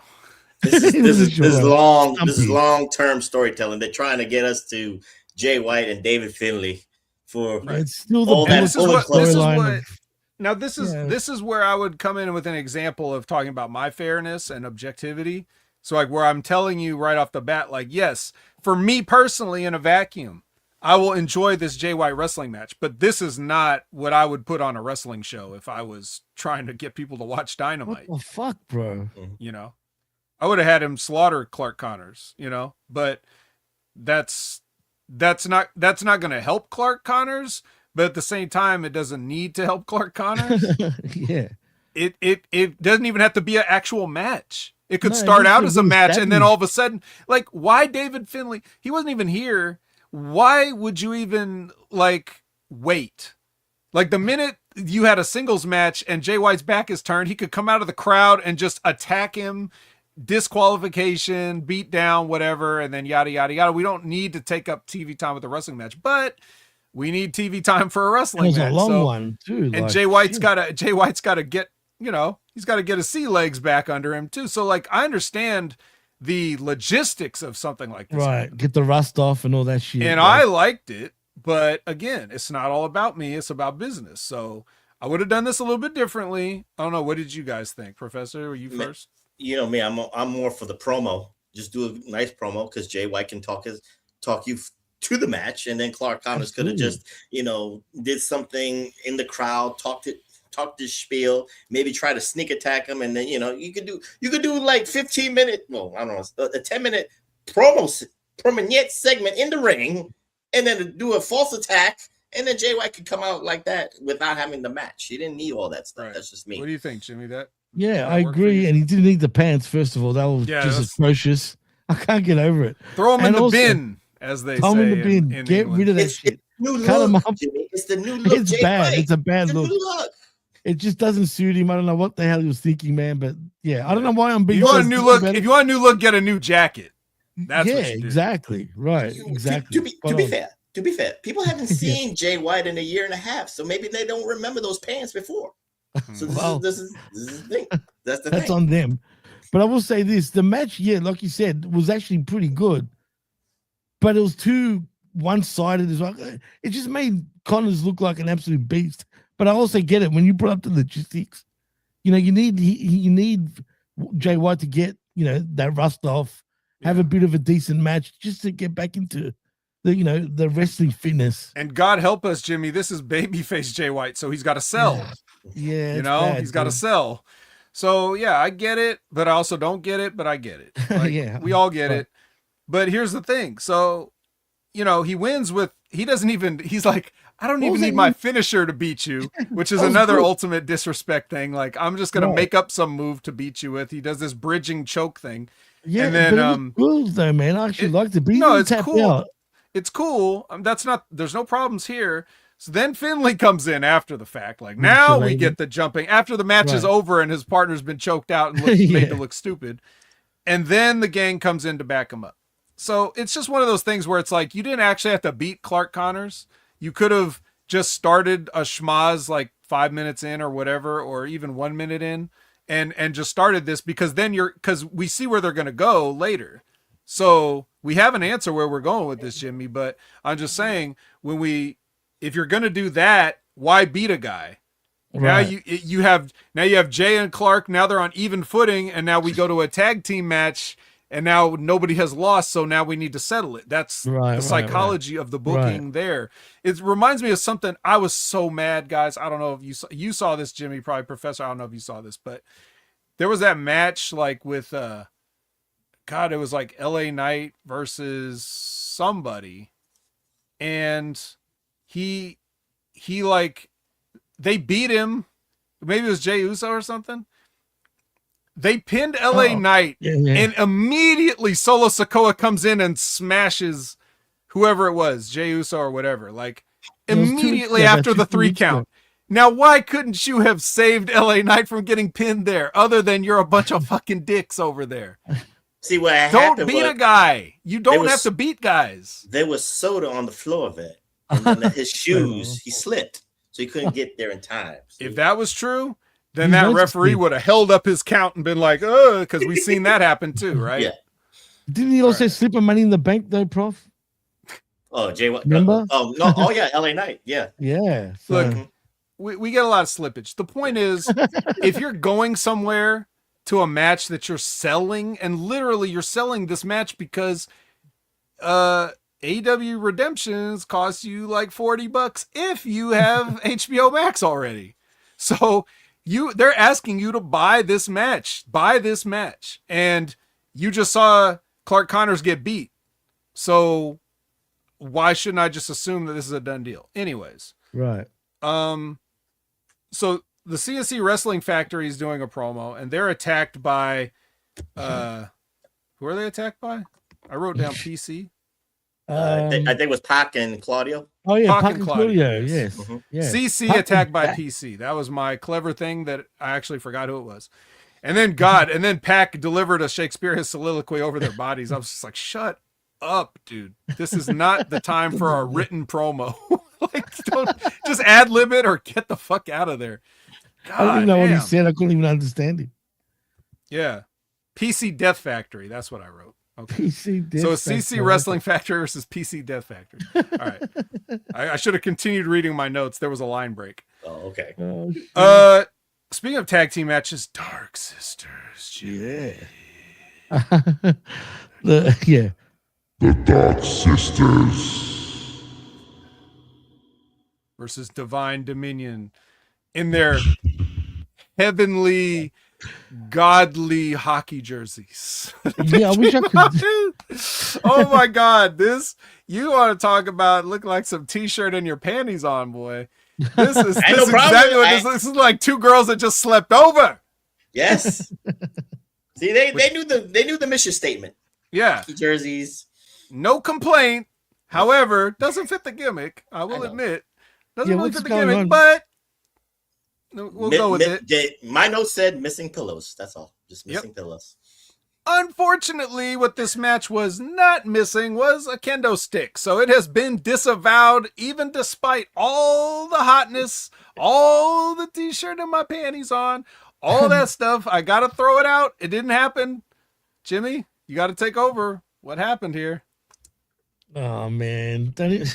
What happened here? What the hell did happen here? Because I'll tell you now, I took a piss break during this match. Oh, okay. I legit disavowed on a different reason. Professor, it's up to you. I really did.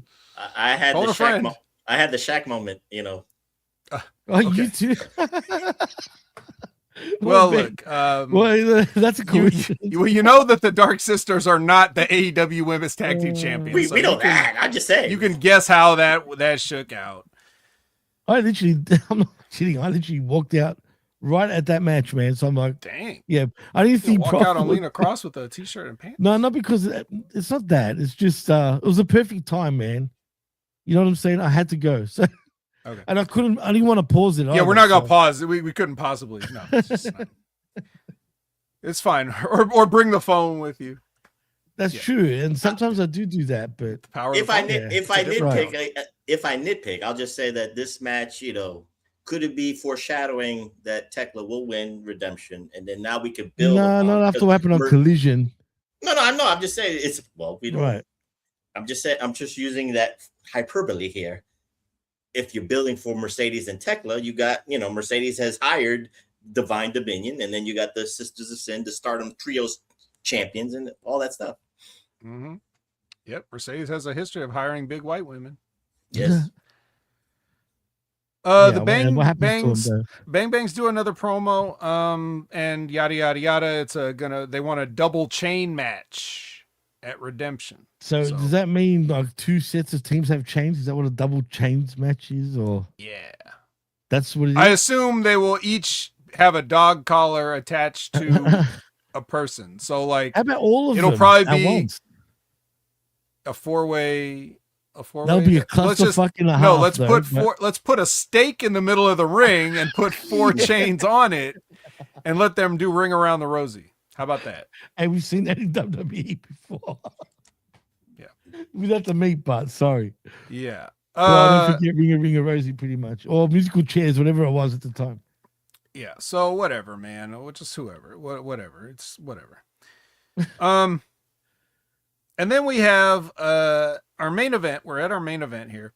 It is Kenny Omoxprey versus Brian, Jake, and Etchy. Yeah, at least Etchy said it was here.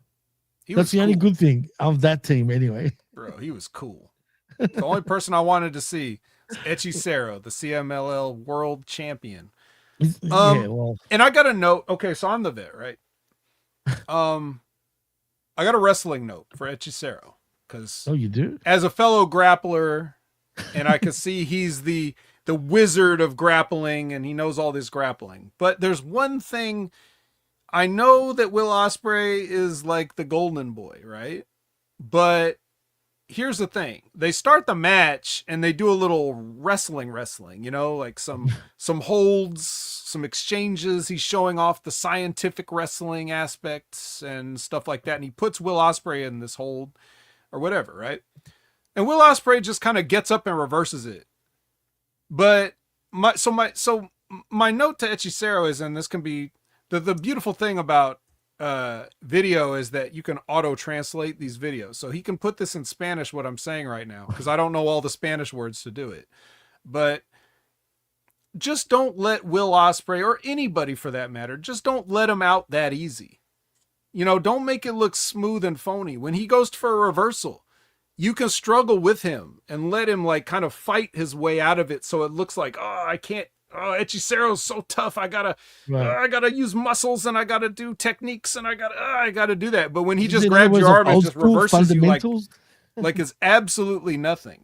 That's what people say when they say this stuff looks too smooth and choreographed. And Etchy Cero's different because he does emphasize the grappling stuff like a Zack Sabre, and he'll do other stuff too, but he wants to emphasize that as his character to stand out and be different. Right. And Will Ospreay should know better than that, but I don't know who's ever taught him, these kind of things. So these are like the little details that when the fans watch wrestling, even if they don't exactly know what's going on, they see it's a little bit different. This guy's match is different. I don't know why, but I like this guy. That's why I like Etchy Cero, because he's a little bit different. But just don't give it to him for free. Let him earn it in a working way, and then it'll look better overall. So that's my wrestling lesson for the day. And what did Etchy Cero have to like get the pin, man? Like get pinned? Because I mean, come on, he was the best one out of the other two. Like nobody in Mexico watches AEW, so that's all right to do it. Well, I think probably right. Didn't he? Did he beat Etchy Cero? I don't remember. Yeah, I know Kenny won the match. Yeah, those the I would have just beat Jake Doyle. I don't know why they didn't. The final blade onto Etchy Cero, and then Kenny with the V trigger and the fucking, what do you call it? One-winged angel. The one-winged angel. Yeah, I don't know why I went blank on that. And then 1, 2, 3. Well, and it was friendly fire. The hidden blade. He hit Moxley with Kenny hit Moxley, right? Well, the dynamic, it was supposed to be the dynamic. Really, it's not about the Don Callis family, especially these three. It's supposed to be about Willie. It's supposed to be about Kenny, and it's supposed to be about Moxley because again, it's supposed to be looking at the facial expressions. I mean, nice because Kenny Omega has got to tag Moxley in or something like that, or you have to look at the dark side of Dark Billy, whatever you want to call it. And by the way, it wasn't the One Winged Angels. It was the V Trigger that got the 1, 2, 3. After that, after the Hidden Blade, I just wanted to throw that in. Yeah. So you could say that Hechicero got protected because it took a lot to beat him. I don't know what to say. I still wouldn't be beating the guy with the belt when you got Jake Doyle in there. No, that's just true. I'm just saying, the new logic is now you're protecting by everybody doing their finishing just to get Hechicero, the CMLL champion, down. You shouldn't put Hechicero in the position where he should have to politic for himself because he's not going to do it, but it shouldn't even be a question. But anyways, so during the whole thing, like Kenny nails Moxley accidentally, but whatever, he ends up getting the win. And then they have a shoving party and then a big schmoz. And everybody runs in, and I was like, who asked RPG to feed in here for suplexes? Like, nobody wants these guys out here. Get the fuck out of here. Jet flew in, and then he did the 2-belt hold. And I quote, fucking Excalibur says, "Is this a portentous vision of the future?" No. First of all, Sockface, the word is portentous. Okay. And second of all, what are you, Shakespeare? Nobody uses the word portentous in talking about wrestling. I've never heard that in wrestling. Never. Would you rather have portentous or suffering succotash? I'd rather have portentous. He could have just said, "Is this a vision of the future?" without qualifying it in any way, but it's I get it that you have a vocabulary and you want to use it, because what's the point of learning all these words if you don't get to use them? But also it's a question of just sounding like natural in the moment and not like you're scripted when you're supposed to be literally calling the action on the fly. Don't have a scripted line because you sound like you expected him to do what he did and hold up 2 belts, doesn't it? I was waiting for Taz to say, "What the hell is portentous mean?" Right. Yeah, talking about Taz, he looks so disinterested being there just quietly. Well, he wants to get his jokes in. That's the thing. That's what you're supposed to have to bounce off. He's supposed to have a commentator to bounce he's just off. so nonchalant now. Like, I just feel like he doesn't care as long as he gets paid, but he just doesn't care about the product. Jimmy, that catering is good. He loves the pizza. Loves that New York, Brooklyn pizza. 100%. That Red Hook pizza. Red Hook pizza. Yeah, it is. Taz says something on commentary that popped me. I think it was during one of the, when they go to the commercial break, but not for international audiences, and they're just in there just saying whatever. And he says something, but I didn't write it down. So he kills it, man. That's why you got to watch that version of Dynamite and Collision where you don't get the commercial breaks. That's when they're out there funny, so they're just giving shit to each other. Yeah. Well, speaking of giving shit, it's Collision time. Oh, shit. We're starting out hot with Tommaso Ciampa versus Lil Hitler. If you like that. They're like, he's like, no, bro. So yeah, also, that's why they do this, so they can have a mustache look. That's right. It should just be the 2 little fingers, but oh boy. So the whole time Ciampa's antagonizing Paul White, who's back on commentary. He's only on commentary for this angle. Like, they don't want Paul White on the commentary. They're just like, well, since Ciampa's feuding with your long old friend Chris Jericho, long time old friend, just go sit out there and do commentary like you're paid to do. Well, shit, he gets paid for nothing. Pretty much. You might as well use him. He's got the easiest millions of dollars that anybody's ever earned. Talk about who cares? Who cares? Yeah. You're right, Jimmy. You're right. Who cares? Yeah, who cares about this win that Ciampa gets with his lame knee? Who cares about his lame knee finisher? and then he gets a marker and draws on his face. He draws the Painmaker stuff on his face, which I told you that there was no money in the makeup department. There's no budget, and he also exposes how easy that shit is to do and how low effort it is because he's just able to do it. Doesn't even have a mirror. I mean, maybe the camera had a little, you know. Yeah, he would have seen through the camera. Come on. But still, yeah. So he does that, and he promises violence. He promises violence. That's not redeeming yourself, but does that mean that Jericho redeems himself instead? Yeah, seems like it. Yeah. And Prof, by the way, before when we do finish Collision, we'll do a quick predictions like we usually do. Yeah, real quick. It'll be real quick, believe me. Well, there is a Bailey with an I in AEW right now, guys. It's Mike Bailey.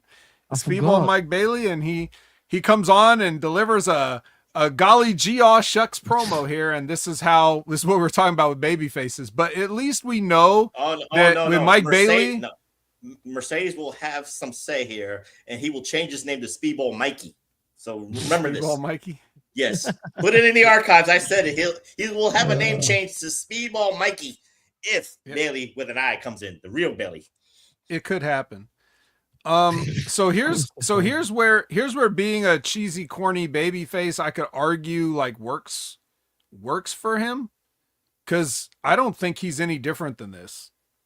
Like if you see him in real life, or when you hear him talk, or if you hear him in interviews or other things, it's like, well, yeah, this guy just is this way. I don't really know what else you could do with him. So in this case, I guess it works. So like him or don't like him, but I guess he can be your aw shucks baby face if you want. He's a heel in the ring because he's gonna hurt you, but I mean, hey, as long as he doesn't land on your face, he'll crush all your ribs. But unlike Sammy Guevara, he won't break your nose probably. True, and won't threaten to rape someone. Yep, that too. Just saying. And okay, next is the Young Bucks versus Death Jr. And after the match, the Bucks are over at the commentary desk because Moxley's there, and they're talking shit to him. And then, wait, was Moxley at the commentary desk? Because he shows up here and Will Ospreay hits him. He was. They both take out the Young Bucks. Moxley gives him the Death Rider DDT, and Will Ospreay flies in out of nowhere with the hidden blade. Mm-hmm. Now, this is what we were talking about earlier as far as the nuances and the heelishness of Will Ospreay, but I mean, can the Young Bucks even be considered baby faces no matter what? Because let's face it, they tried to cripple the owner. They did a bunch of stupid stuff. They literally killed the business and then wrote a book named that. Literally killed the business. Yeah, who likes these guys, and who would feel sorry that Will Ospreay busted one of them in the head? I don't need to explain myself how many nights. I've said this for 6 months. The Death Riders have no direction. They're the worst flip-floppers than Big Show ever, going heel to face, because they do it weekly. They do it segment-wise. Whatever the segment calls for, then they'll be heel or faces. That's the problem I have with this. And, of course, we talk about Dark Billy. He's turning to the dark side. And, again, I'm hoping – I'm not saying it's going to be money, but I'm just saying, like, all this to turn Billy go into a darker side for himself just means that he just lets his guard down against the Death Riders, and Moxley just does his own Triple H thumbs down and just takes him down because he wants the belt. All right. We'll see if your fantasy booking works out. I don't know who fantasy booked this. Persephone versus Angelica Risk. The name says it all. Yeah, she took a risk. Persephone's a heel now. Now, see, I remember the last time she was around, we were supposed to like her, right? Now she's a bitch for some reason? It was the tournament that, remember, the TBS tournament, she did some heelish things against Stats, against Harley, I think against Queen Amanada. That's what made everybody hate her. I just thought she's like Will Ospreay doing whatever it takes. I don't know. Yeah. Or Jet Willie. Maybe that was Beantown, so they don't like Spanish people. Oh, okay, that's true. Yeah, really, it's true. Sorry, you like Irish people? Yeah, well, Mercedes a little bit. Sometimes. Yeah, see, what's up with that? Exactly. Sometimes. So Lexi is with as she called it, MIT, but they didn't tell you what MIT means. It's not Boston. It's not Boston's institute that's world famous. It's Minions in Training, of which last time I checked, as part of the storyline, which was admittedly a long time ago, Lexi was part of the MIT herself, because Athena was running a storyline where she had both Billy and Lexi under her thumb completely. And now they've added Diamante, if you remember her. So, Yes. yeah, they do a promo here, and look out, Brawling Birds, is essentially what they say. So wait, Lexi graduated as a full-on minion, or is she still in training? I don't know. No. That's what I mean. I have not checked out Ring of Honor in a long time. See, Jimmy, this is why you need to do ROH weekly shows. Nah, fuck off. No shit. I tried, man, and it didn't last. That's true. He did try once. Him and Jeff tried. I did. Remember Yeah, that? exactly. Like, spot on. God. Me and Jeff, and we were both like, "Nah, fuck this, man." Like, it was Well, pretty speaking bad. of That's fuck bad. this, Lethal Twist versus Skyflight. Oh, Guys, it's actually Skyflight. Scorpio Sky was in the match. Can you believe it? isn't his contract coming up too? I don't know. Well, But he was here. He just gets used whenever every 6-7 months, whenever they feel like breaking him out of wherever he is. Yep. And he's on TV and then gone for 10 months again. Yep. And then you had a commentary sandwich with Ricochet on one side and Jeff Jarrett on the other side. Yeah, what's up with Double J? Double J. Well, because 3 episodes of Dark Side of the Ring, all about the life and you're times right, of that's Jeff true, Jarrett. true. Good point. So here he is. They remembered, oh yeah, hey, wait a minute. Jeff Jarrett does work here. So they put him out there on the desk. He's doing Jeff Jarrett things. And then the Lethal Twist actually win the match, Yeah. which What the I've hell, never man? seen happen. And then a bunch of other stuff Was happened. this is this the initiation to get into the demand? Because they're in demand. It could be, except for after the way this whole thing goes down, where Jeff Jarrett, like he sees them beating up, like the demand and the twist, beating up Skyflight, and everybody's helpless, and Jeff Jarrett's like, I can't take this anymore, and they're like, where are you going? And then he gets up on there and feeds for a punch and gets punched, and then finally we the baby faces get back over, and then long story short, Orange Punch, and wait, was it Orange Punch? No, that's the different segment. That's the a different conglomeration. segment. Oh, Yeah. what am I? Oh, You wait. skipped it a little bit. Oh, my. Okay, I'm sorry. My notes. But it actually merged. It's one of those things. Remember how AEW merges things? Because after the next thing was the trios. Right. The match. twist just wins this match. Okay. Mhm. I thought I had, because guys, I'll give you a little bit of a behind the curtain peek. I was watching this and I was making my notes on my phone and I fell asleep watching this shit. You fell asleep? No way. Yeah, Don't I was apologize. in I the break understand. room at work. Well, hold on. This is funny though. This is good content. See, this is how we call it in the ring and make content on the fly. So I'm telling you what actually happened. No joke. I'm sitting there and I have my notes on. And the way I do this is I have my notes app, and then I put the little picture-in-picture window of Collision or whatever I'm watching at the Yeah. time, right? So I can watch it while I'm typing the notes. And I was watching this and I was like nodding off and my finger was on the backspace button. I deleted half my notes. Oh no, bro. So I did the undo button and my Oh, notes yes. came back. Oh, good. Mm. But now I'm looking at the notes and I was like, oh my God, did I accidentally still delete some notes? But it turns out the professor was right. I'm confusing 2 segments in my mind. But that's how I arrived at this, Maybe you were situation. No, it's just the Lethal Twist just got a lot of TV time. That's what it was. But Yeah, there's they a just reason got to for win that. here. Yeah. They got to win and got out. Sorry, Yeah. Skyflight, get out of here. Pack it up. But Ricochet does come out to help. Wait, yeah, him, well, though. I got that later. I just didn't. Okay. All right. So Nick Wayne and AR Fox have to qualify for this stupid ladder match that we're gonna have. All right. Not for nothing. How the hell did non-binary Bailey just get into the ladder match? He didn't qualify. He didn't beat nobody to qualify. How come Nick Wayne and AR Fox has got to fight? I don't remember. Hometown bye. Oh, got you. So yeah, the kid goes over here. Nick Wayne qualifies. Then we get a special attraction match, champion versus champion, trios title versus 6-man title. So we actually get the Outrunners and Dalton Castle on this episode of Collision, taking on obviously the conglomeration. Talk about a fumbling. I mean, you had the Outrunners. Everybody was talking about the Outrunners, tag team champion Outrunners. And then Tony just said, you know what? We need you in ROH. That's it. Yeah. Meanwhile, the Outrunners are trying to organize a fundraiser, you know, for Tania and raising awareness for ALS and all this other stuff. And they're running a show and everything. And it would have been nice to, you know, maybe get some nationwide promotion and attention for something like that, but never mind. Mm-hmm.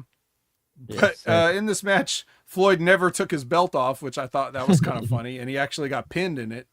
So yeah. And then the Demand and the Lethal Twist come out and attack. And this is where Jeff was on commentary and feeds up for a punch. And then the baby faces get back over, and then Ricochet gets an orange punch, and then Jeff Jarrett hits him with the guitar. It was like the greatest, so Jeff Jarrett's greatest hits, and just this segment in general is just so typical. It was all over the place for me, man. That's right. It's just, it done nothing for me. But it does lead to conglomeration and lethal twist for the redemption. Well, yeah, they did get redeemed, as a matter of fact. Mm-hmm. On the buy-in?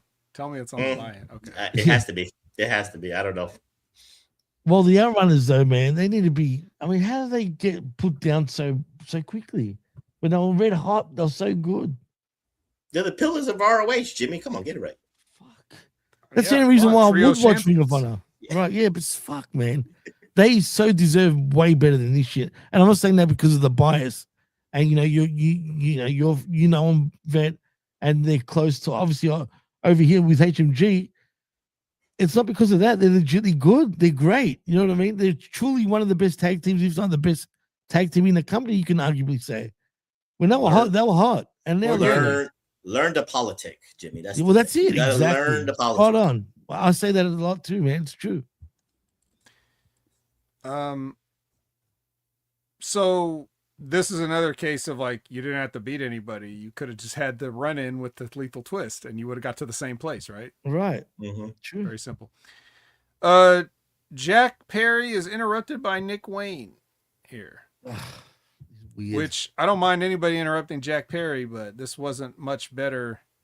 You see, here's another problem. Non-binary Bailey. Yes, I got the Canadian hall pass. Yes, he is. I don't think Jack Perry competed to qualify for this ladder match also. I'm just saying. I'm just trying to keep the same energy for how many nights. Oh, yeah. I guess day one pass because he's a day oneer, right? Okay. Probably. I'm pretty sure and also he beat Nick Wayne already. You know, so now we have Nick Wayne getting in his face like, yeah, you beat me, but I'm in the match. You know, if anybody needs his mama, Nick Wayne needs his mama. He just feels so lost. He's lost without. Yeah, he's lost without his mama. El Clone versus Leo Rush in a qualifying match. Speaking of qualifying, these guys got to qualify.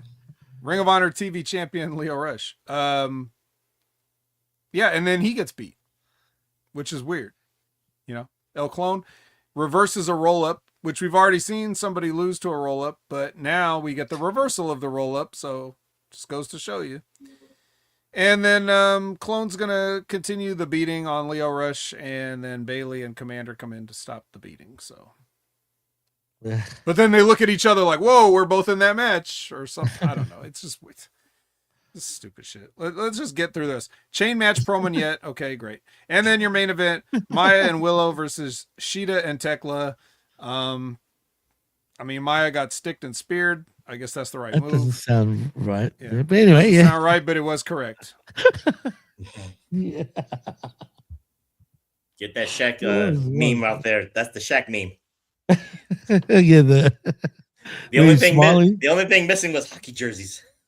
Yeah, absolutely. Yeah. So that does it, guys. So now you got we got Redemption coming up in a few short hours, and we need to have some predictions. So if the professor wants to run down the card while I completely chill out over here. You can go to sleep now if you want.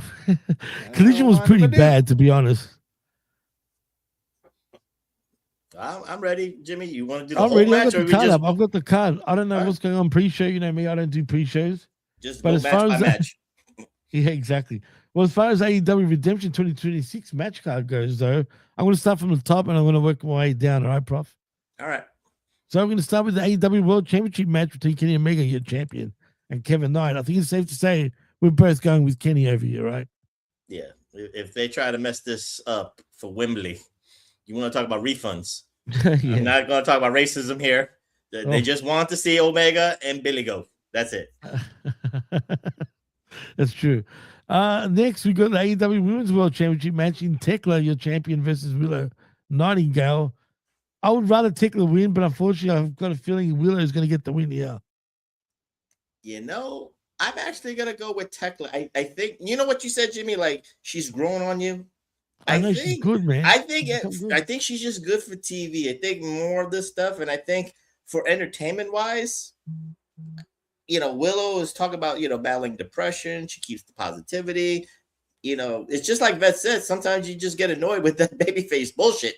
So I just need me some Tekla. So you know what? I'm just going to go with I think I'm going to say it's an upset. I think Tekla will retain. I see more money in Tekla against Mercedes than Willow because we've already seen that. Absolutely. We've already seen that. So I'm going to go with Tekla. Like, I want to go with Tekla. That's the thing. I just don't trust that she will get the win. So I agree. I wouldn't be surprised if Willow wins because, again, she's not been the AEW Women's Champion, but I don't want her to be a transition for the Mercedes thing. I think it's better for Mercedes to beat Tekla because Tekla at least has had a decent reign to me. I agree with you. I actually agree with you on that. Next is the AEW International Championship match. That is between Cole Fletcher, your champion, versus Bandito. I'm going to go with Fletcher still to get the win here. We know we're waiting for Takeshita to get, to finish the G1. So we're waiting for that. And then we're waiting for maybe a three-way between Fletcher, Okada, and Takeshita and all that stuff. So Fletcher, this is too predictable to me. Right. Absolutely. Next, it is the AEW World Tag Team Championship match between Adam Copeland and Christian Cage, your champions, versus Claudio Castagnoli and Pac. Obviously, the CC Factory is going to, I'm pretty sure, get the win here again. Vet, what did you call PC? What was it? The PC Death Factory. PC Death Factory, yes. Oh, that's the PC Death Factory, right. Cool name, but they're not going to win. The factory is the CNC Wrestling Factory because, like I said, I think for All In, I think we're going to have to see CNC against the Young Bucks. Hopefully with FTR, my favorite tag team, and I know Vet's been wanting that Ladder Wars long. He wants the Ladder Wars. He wants that. So. If I could finish them off once and for all, then yeah. They're already talking about how beat up they are. If you want to put them in a ladder match and finish their career, they just needed rest, Vet. You know this. They just needed the rest. Now they got the rest. They can't wait. Well, speaking of waiting and the redeeming, actually, funny enough, because I think we got our first redeeming match of the evening officially. And I'm talking about the AEW TBS Championship match between Hikaru Shida, your champion, versus Maya World. Shida's run right now has been pretty much nonchalant, or should I say languishing, because that's the word of the night. I think Maya World's going to get the win. Like I said weeks ago, I thought Maya would be the one to take out the forever champion. So I'm going to stick with that. I think Shida wins, but I would use storyline. I would have Athena cost Maya World. That she would be so close. That's the right way. I think Vet would agree. If you want a storyline, it's to take away the forever champion. The best way to protect Maya World and to actually put heat towards the ROH women's title, Jimmy, you would do that. I would say Athena cost Maya. She would be so close to tasting the championship, any championship, but she comes up short because of that. I say she still retains. Okay, interesting. Next, it is. I'm so confused with these championship names because we've got international. Shouldn't an international belt be a world championship? I guess, right? And now we're talking about the national championship, which I assume is like the US championship. In Mark Davis, your champion versus Andrade El Idolo. Obviously, Andrade is going to get the win here to become your new national champion, right? Yeah, How just you so know? there's one title change. How Right, you know? exactly. Yes. How How'd you know? How'd you know? How'd you It's know? gotta be Andrade. 100%. Well, next, it is your number one contenders ladder match for the AEW International Championship. It is between Jack Perry versus Mike Bailey versus Nick Wayne versus Commander, and of course, the Beast Mortos, The Beast Mortos. and of course, El Clon in a ladder match. This one's hard, but I'm going to have to say, We could eliminate Mortos because he can't get into the United States Yeah, thanks to winning. Trump. So unless Commanders ain't winning, Nick Wayne ain't winning. It's going to be between Jack Perry and Bailey, I think. But I'm going to say it's still going to be Jack Perry, unfortunately. if I have to go with the money, I'll go with Bailey, really. Neither draw the money for me, but I have to go with the Right. day winner here. I have to go with Jack Perry. Right, He signed the deal. He signed a new deal. He did. So He give him did. that momentum. 100%. But don't be surprised if Bailey does get the win, but I doubt it. Next, it is your no-holds-barred match between the Painmaker and Chris Jericho versus the Psycho Killer and Tommaso Ciampa. Who's getting murdered first, Prof?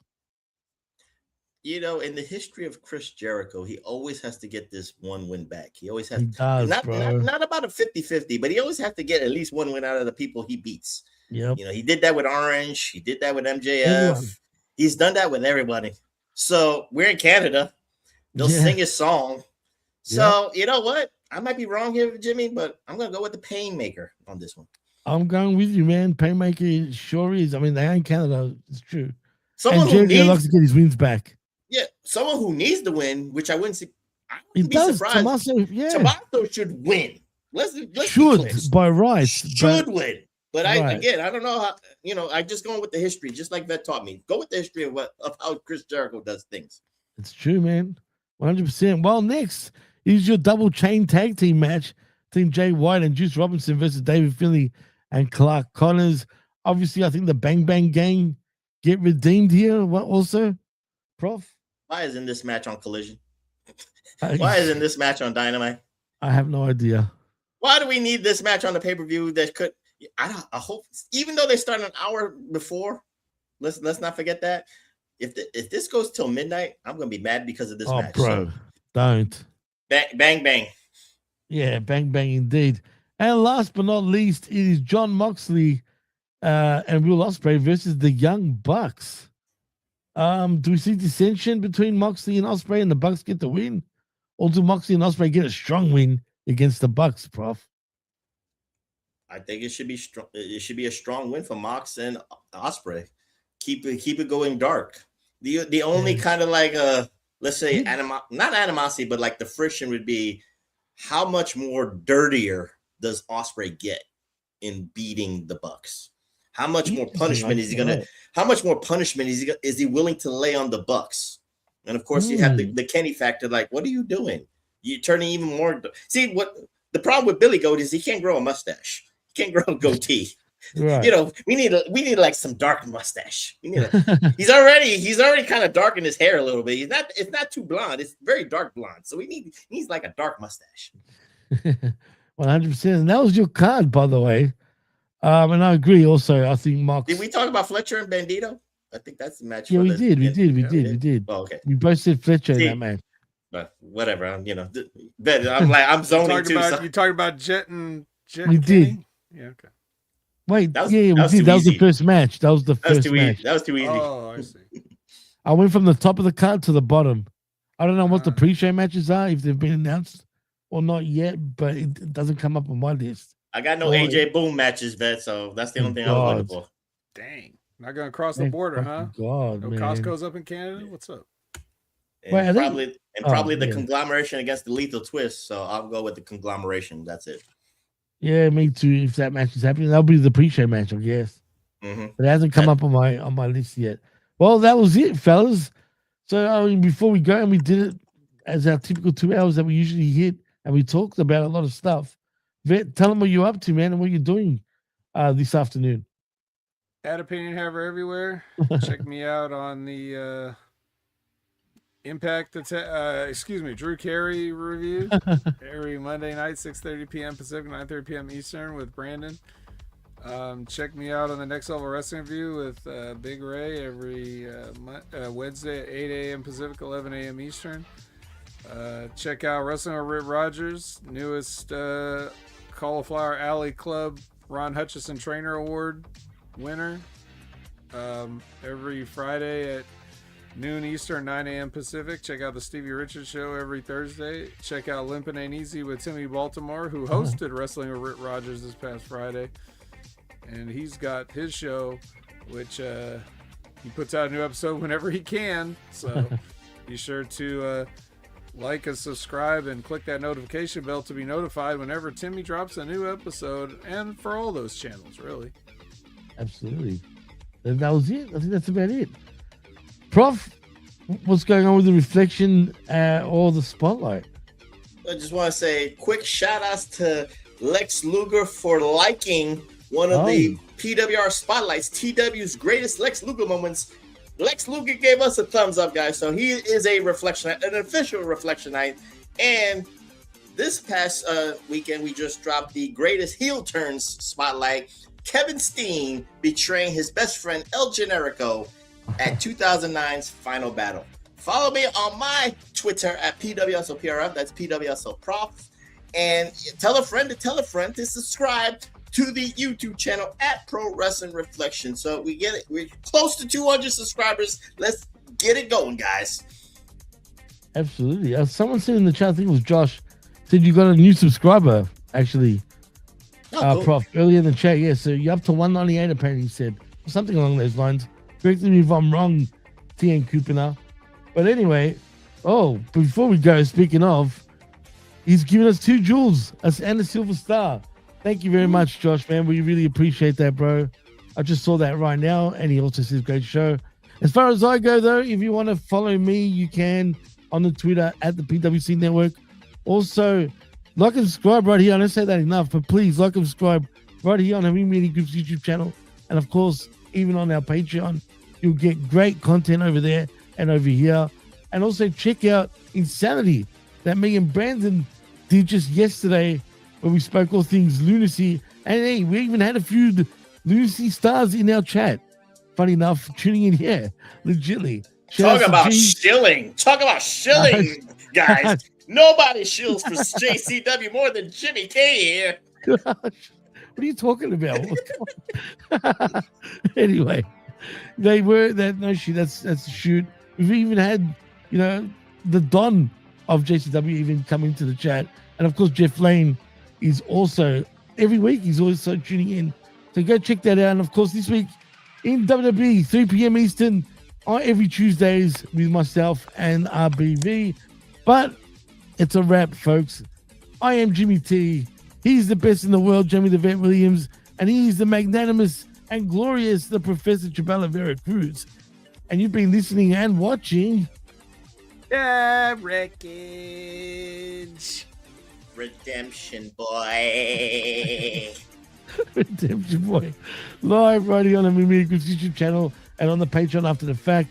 Till next time, peace out, much love, and we're out. See yous.